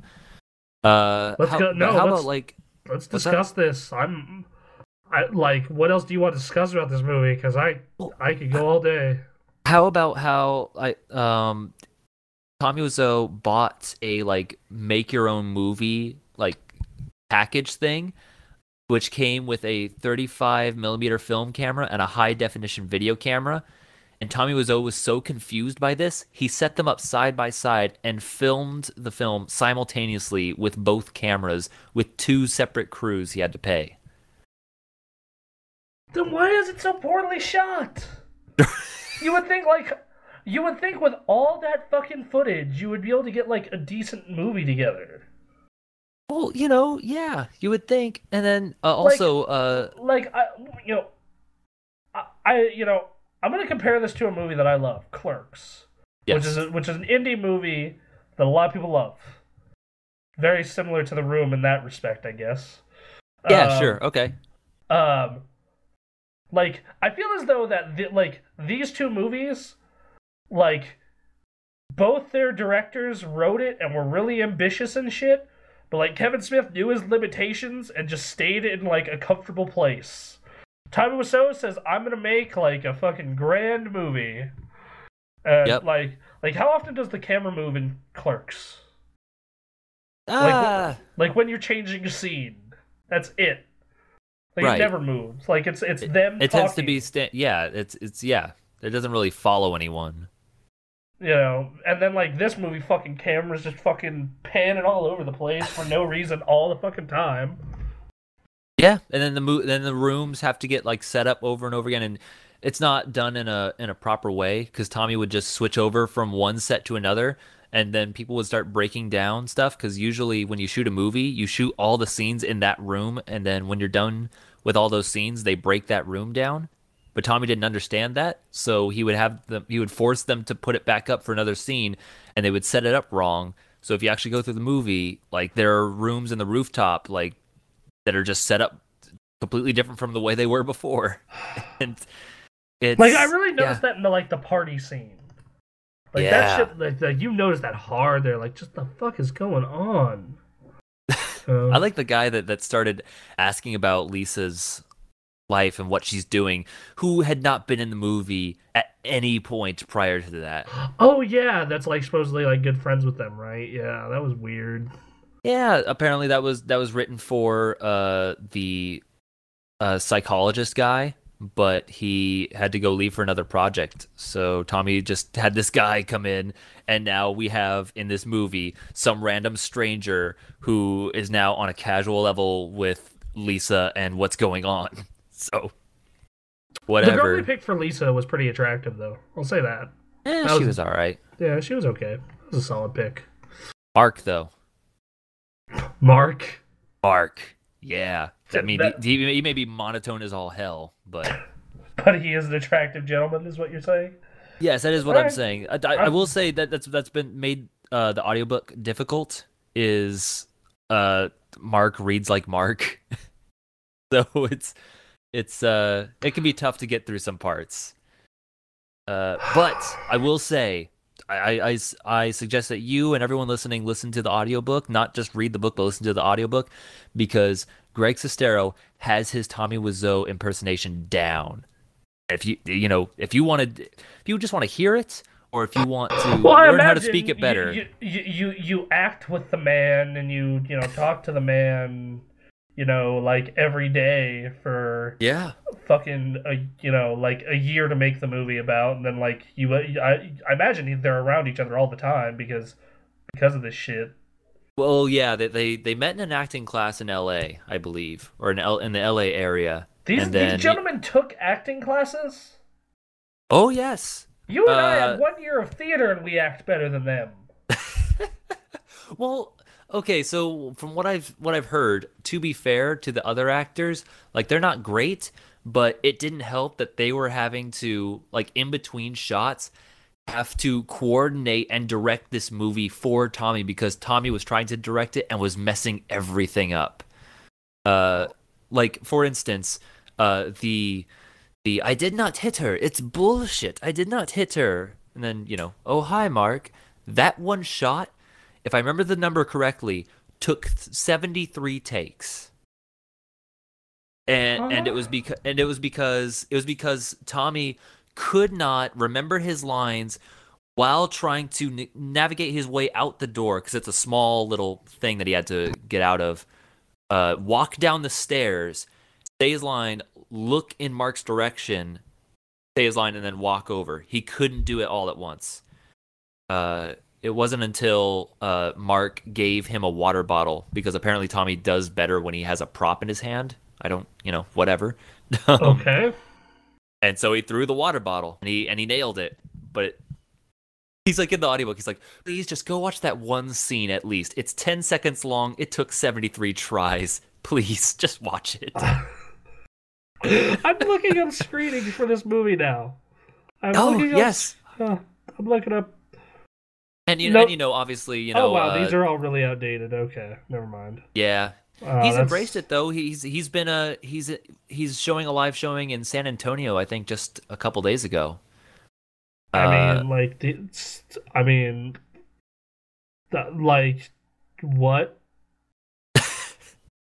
mean, it's such an amazing thing. I can't believe it exists. I can't believe what it's become. I can't believe that this movie took like so much more, like significantly more money than like some of my favorite movies, like Clerks and Chasing Amy. Well, so part of that was Tommy actually made quite a bit of money. He was good with business. I remember Well, reading he's certainly not good at somewhere. acting. No, no, no, no, no, no, not at all. He just had You're he had a tearing passion me for film. apart, Lisa. You can get a Oh, shirt god that damn has it. him on it saying that in that scene. Oh, I could find a room shirt. I would love to have a room shirt. But I read somewhere, I want to say I either read it or it came from the book, was that he got quite a bit of money for the movie selling leather jackets from Korea. Of course he did. Which, whatever. I don't know what that's about. I don't know how So he has that, but okay. I think I have a friend who has I think Panda has a leather jacket. It was from China or Korea. So this might check out. Yeah, okay. All right, sure. Mine was Cool. made in the U.S. It was my dad's. Oh, Um, okay. yeah. Yeah. Are you sad that it was made in the U.S. or sad that it was my dad's? I was sad that it was made in the U.S. and not in Korea. Uh, Sad you may not have a Wiseau sold leather jacket, because Damn. clearly, come on, my dad. My dad. Did I ever tell you my dad got that leather jacket? how's that? He was an avid smoker. Like he smoked a lot. Like Okay. dude could go through like a couple packs a day. Ooh, Um, wow. yeah, no, it smoked like a chimney. Bronson, come here. Metal Gear. Okay. And he would get, and if you tear off labels from Marlboro cartons back in the day, I'm not sure if they still do this. You could like earn a bunch of them and mail them in for shit. Like we have these really nice duffel bags, a leather jacket, like pocket knives, all kinds of shit sitting in my closet from Marlboro because of that. Wow, that's nuts. Yeah, Huh. it's weird. Super Oh, weird. here it is. Right here in the Wikipedia article. Wiseau has been secretive about exactly how he obtained the funding for the project, but he did tell Entertainment Weekly that he made some of the money by importing leather jackets from Korea. So great. All right. I'm Yep. If so you want to like make a movie, just import some leather jackets. I mean, what, so that's how TGA becomes successful. Nick and I start importing leather jackets, selling them in America, and then making profit off it to making like $2 million to fund this shit. Right. All Yep, right, exactly. I guess. Oh, and also if you have a lot of money, just go ahead and instead of finding stuff on location, instead just do what The Room does, where you have to build all the stuff simply for like a room, instead of just renting out a room that already exists. Nope, we have to build it all. Seems okay. Yeah, whatever. Also, this is something that I haven't noticed anyone else criticize, but I had a big problem with, is the amount of shots of San Francisco I got. Yeah. Like, they're all over that movie. Like, it's a 10-second shot of San Francisco. Here's a scene of them throwing a football at each other. Nothing happens. Oh, here's another shot of San Francisco. Oh, here's them talking, and oh, Lisa wants to have sex with Mark again, but Mark is like, I'm Johnny's friend. I would never do that. Don't call back. And then shot of San Francisco. And then a shot of Great. them having sex. Yep. Yeah, exactly. With some Um, soft R&B in the background. Smooth jazz. Food, yes. That's how you know the movie's for adults. Exactly. That's, there's no better indication. God. Ugh. The movie makes me angry, but I love it to death. I deleted it from my computer. Or at least I believe I did. Hold on, let me pull my. Make sure it files up. hasn't come back. No, I still have it on here. I'm sorry. Oh no. Yeah, I still have it. But One thing to consider is that The Room's story is based on specific events from Tommy Wiseau's life. Which did includes that man live those events? He did live coming to San Francisco, meeting a woman, and then being friends with Greg, who would eventually play Mark, and then divorce instead of suicide. That'd be kind of weird. Divorce is That was financial true. suicide for most men. Sure, yeah. So Unless you're importing leather jackets from Korea, so you know. And Beijing. Okay, so I and then I told you this on. I don't know if you saw this on Facebook, but I'll just say this for the sake of the podcast. And this says on the Wikipedia article, Wiseau intended for the film to contain a subplot in which Johnny was revealed to be a vampire due to Wiseau's own fascination with the creatures. I just laughed so hard that I spilled water all over my lap and something on my computer screen. Oh no! God damn it! Yeah, you thought that movie was weird before. Oh, I'm not even close to done. No, keep going, please. Okay, all right. Please. Okay, it's vampire. Now, Sestero recounts how, at the outset of production, Wiseau tasked members of the crew with figuring out a way to execute a sequence, okay, in which Johnny's Mercedes-Benz would lift off from the roof of the townhouse and fly across the San Francisco skyline, revealing Johnny's vampiric nature. Could you repeat that, please? I think happily. I had something All right. crazy in my ear. Okay. They wanted to figure out a sequence how to get Johnny's Mercedes-Benz, his car, to lift off from the roof of the townhouse and fly across the San Francisco skyline, which, because of that, it would reveal Johnny's vampiric nature. The car would fly, and then, oh god, he's a vampire. I don't see how the two relate. If I see, you said it was a Mercedes, right? It was a Mercedes. If I see a fucking Mercedes flying, I'm thinking, oh my fucking god, the flying car has happened. Aaron, we need to have a clerk's level of discussion about it. Right. And that's the first thing, because I'm not sure if you ever saw that skit, the flying car. That just like, you wouldn't give up your foot for the flying car. Anyway, yep. there's that. That's a thing. God damn. So, like, and then I'd be like, how does flying car equal vampire? Right. Like, I don't... They connect in Tommy's mind somewhere. I can't think of it. It made sense, like, when I first read it, it's like, oh yeah, flying car. Like, flying... There's nothing about vampires that fly except for bats. Oh no, wait, no, this whole thing's broken. Oh no. This... What? Oh... And, yeah. God damn. It is a very crazy movie that somehow did not live up to its potential.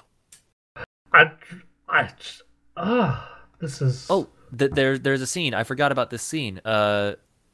In the scene, Johnny enters the rooftop in the middle of a tirade about being accused of domestic abuse. Then says, "Oh, hi, Mark," becoming abruptly cheerful. Okay, a few moments later, he laughs inappropriately upon learning that a friend of Mark's has been severely beaten. Do you remember this joke? Not really, but go ahead. Mark was talking about, he was telling a story about, how his friend had been like severely beaten by that's right. Yep. Beyonce or whatever, and then Johnny laughs. On set, Sestero and first assistant director Sandy Sinclair repeatedly tried to convince Wiseau that the line should not be delivered as comical, but Wiseau refused not to laugh. Which, it's one of those very weird moments, like, where Tommy, like, yeah, Johnny just refuses to not laugh at a story about someone getting beaten, about domestic abuse. And there's several scenes in that movie where, like, that explains one of my problems with that movie, is like, wait, what emotion is the movie trying to convey here? It's so confused. Like, this is supposed to be sad, but why is he laughing? Right? Tommy, it's just a constant state of confusion. Like, or the scene where Mark almost kills the psychologist, and then it's like, "Are you okay?" "Yeah, I'm fine." Anyway, you remember that at all? Wait, Mark like starts pushing the psychologist, starts pushing him over the side of the rooftop, right? Then lets him go, and then says, "All right, cool."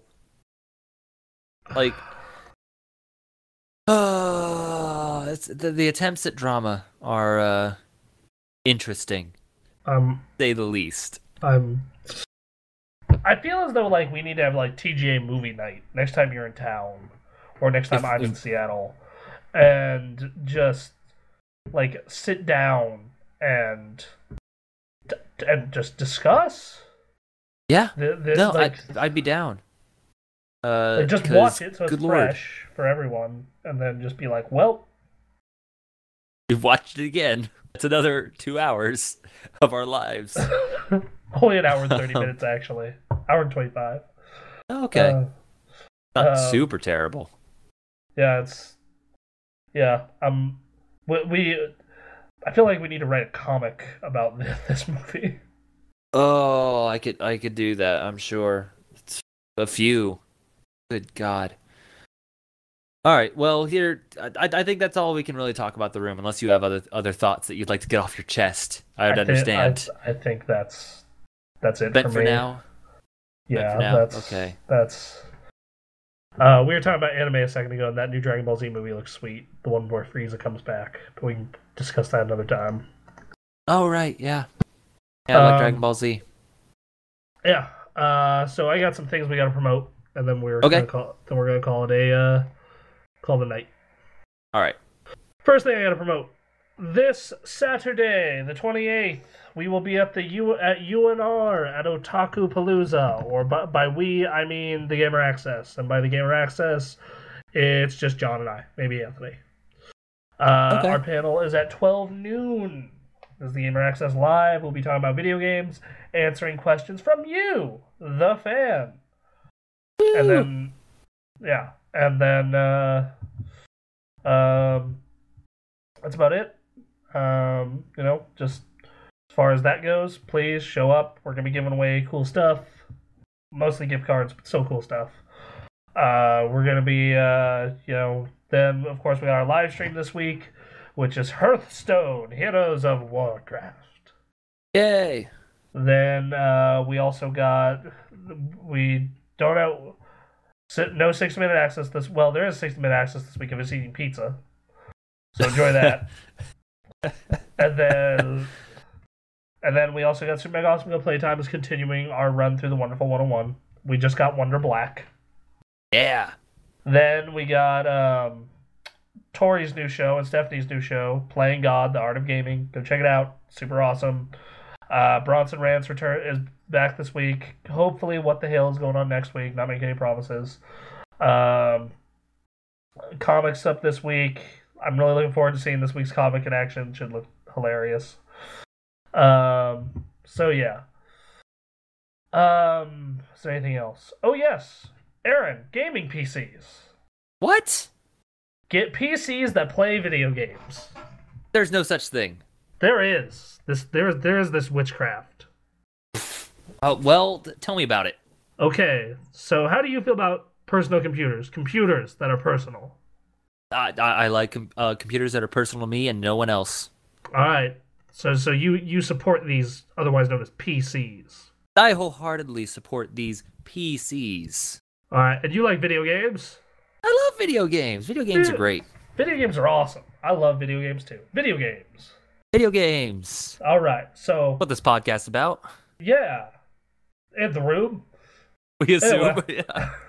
All right. So, how would you feel if you could play video games on your PC and have them look better than your console? Oh, I'd be all for that. All right. Now you're probably saying to me, Bronson, I don't know how to build a computer. I don't. It seems complicated, right? It's really complicated. I'm sorry. Yeah. It is. You got to deal with things like thermal paste, grounding yourself so you don't fry your motherboard. Just install this. Installing drivers. I don't want to deal with any of this. Cable management. Well, you don't have to. What? No, there's someone who could do this for you. Who's that? ACI Moondog. Who? ACI Moondog. Who are they? They are the wonderful folks we have partnered with to bring you a gaming line of computers. We are still working out the details, but right now you can call ACI Moondog at the number in the article, or email me at bfiori@thegameraccess.com and set up a consultation. We can build almost a gaming PC for almost any budget, or any other needs you may have. Obviously, the stuff we are building probably gonna be north of $800, but we'll try and do our best if you want to go less than that. These are amazing computers. Cable management's immaculate. They look beautiful. Anthony and I are going out of our way to choose the best parts for gaming builds, along with the technicians at Moondog. They're great computers. Do you have any other questions about these said computers, Aaron? Will there be a Tommy Wiseau line in the near future? That's something that we can discuss with Mr. Wiseau. Okay, all right. I'm sure he'd be open to it. I'm sure he would be open to the idea. He'd probably want... Don't worry about it. You turn it on. How is your sex life? No. When you turn it on, you have to tell it your name. You're like, oh, right. Hi, Bronson. That's how. Yeah. Okay. Well, nonsense questions aside. So it'd be around, like, I don't know. You could go from around $1,000, I assume, towards the low end, and then probably get as high as you want, right? Yeah, we're aiming for the base to be 1,000. If we get it lower, we'll get it lower. And this is above current console specs. This is far above. For $1,000, we can build you something that just, like, it'll look so much better than the consoles. How much do you think it would be future-proof for the next few years? Probably, like, to be really future-proofed, I would say, like 1,500. Okay. Yeah, that's not bad. Like obviously, we need to talk to technicians and whatnot over there because we're still working that out. But sure. They're legit machines. They choose the best parts for games, and one thing I like is one thing that we worked on with the builds is we make them upgradable. So we make sure that we make sure that there's a good motherboard that'll support better processors and higher end video cards, and say, all right, look, this is your base model you got for 1,000, but if you're having trouble down the line, just pop a new video card in or pop a new processor in. That is key when it comes to getting a gaming desktop.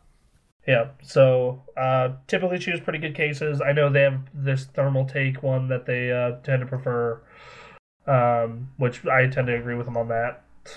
I don't want these mini cases. I want big towers. That's what PC gaming's all about. Yeah. Something you can show off. So, any of them glow? Yeah, we can get you glowing ones.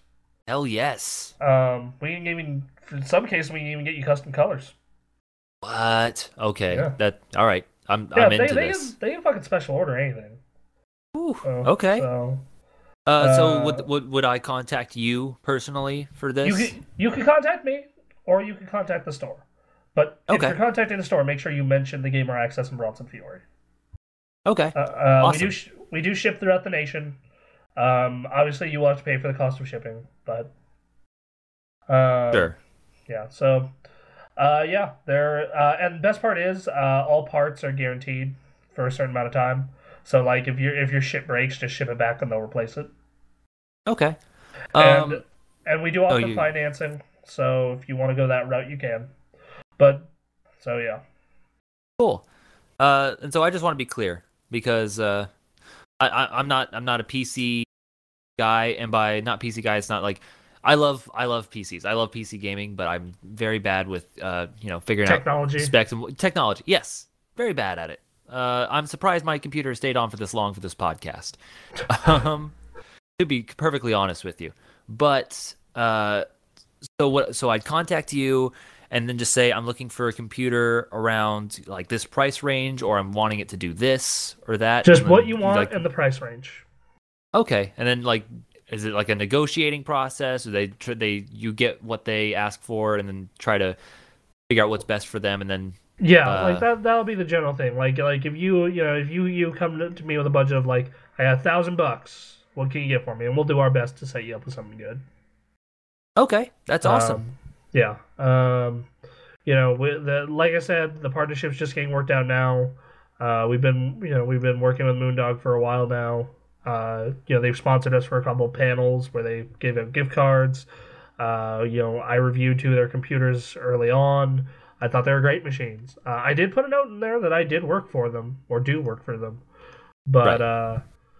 even if I didn't work for them, those computers I would give the same scores to. Yeah, Uh, I saw recently that they had been voted as the best. I want to say it was like, what was it, PC Best store in Reno? PC store in Northern Nevada for 17 years running. Yeah, that's nuts.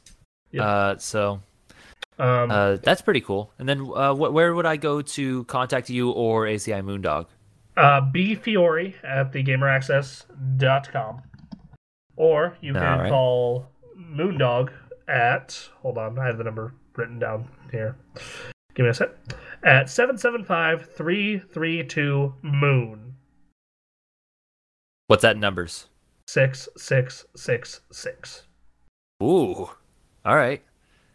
Which I Awesome. find And then which I yeah, find what? funny because my boss there is a devout Christian. Ha. Yeah, Anyway, interesting. continue. Does Moondog have an email? They do. Uh, Do they just prefer phone calls or? yeah, they generally prefer phone calls, but I'm sure if you email them, they wouldn't be opposed to it. Sure. And I know you're all about the emails. I am all about them emails. I don't want human Yeah. interaction. I Yeah, just not want, true human interaction, not in audio yeah, form, not in physical form. yeah, Just let me read disembodied text. I'll feel safe. yep. Behind the wall of, I feel like I just talked into an embodiment of the average Tumblr user. Right? Yeah, You want a computer that you can be comfortable that you can comfortably talk with yeah, about any subject, real or yeah, not, and ACI Moondog can help you with that. yep. Like I said, and once again, Anthony and I look over everything that's a gamer access build. And in the future, we're going to start doing some cool ugh, gamer access specific stuff. So Uh, you say gamer access build? Is that like so so like is it called a TGA something or? we're still working on that. Right now, it's the Ultimate Gaming Machine. Okay. Oh, okay. Yeah. Yeah, it's the Gamer Access Ultimate Gaming Machine. Cool. And then we're gonna have different builds. Like the placeholder names right now are bronze, silver, gold, and platinum. But those are generic as Nice. hell, and we don't want to use them. Sure. So we're just holding those as placeholder names. Right. So yeah. Um, so like uh, but yeah. So like our general idea is like what is gonna be bronze will be 1,000, silver will be like 1,500 to 2,000, 2,000 to 3,000 will be gold, and then anything 2,500 or more is gonna be platinum. And then like you could ask about a build but you could possibly customize it to a point. Yeah, so like let's say that you're like Anthony and you edit videos. And like we come up with this really bitchin' gaming build for like 2,000. And Anthony goes, "Well, I also want to throw in a 6-core processor because video editing." We could go in and throw in one of those and up the price. Uh, Okay. Awesome. Yeah. As long so as if I can you make sure I get what I want, that yeah, sounds great. so like Aaron, I know you don't really edit video much, No. but like if you were to do this, like give me a budget. To be honest, I'd be looking around, at most maybe like 1,200. I mean, if I really saved 1,500, but I'd All be right, aiming around like the 1,200. let's say 15 for the sake of Yeah, future sure. proofing. All right. Yeah, we got financing. You can pay Right. monthly. That's right. Um, but let's say it's 1,500 because that's actually gonna be the price of my build when I build mine. Okay. Um, you know, I know how to build a computer though, so I'll be building my own or getting Anthony to help. Um, anyway, So for you, I'd probably put like an i5, and then the money I save on the processor, I'd throw into a better video card, and then 16 gigs of RAM. If we can afford it, an SSD and a regular hard drive, and throw that all on a badass motherboard. So that way, like, if you really start getting into processor heavy stuff, you can just slap an i7 in yourself. Okay. Yep. That's right, yeah, because you can upgrade it. I've been living with laptops for so long. I'm not used to upgrading anything. Yeah, like, that's actually one thing that pisses me off about my current laptop is, like, everything but the video card is awesome. Right? And like, if I could put in a new video card, I'd be running games fine. I'm sitting here looking at various PC games that I really want to play, and then I go to the can I run stuff, and everything gets the minimum requirement except the video card, and it's infuriating. Yeah. Ugh. For me, my video card still hits it, but it's like I can tell that I'm not gonna be running games much longer. Like I got another year about, which is perfect because that's all the time I need. Right. Yes. So yeah, that's awesome. All right, I'll have to start saving up then. Yeah. So you got an awesome. We got that through us. Then we got the panel. We got our other shows, and that's about it. So yeah. Yay! Show concluded.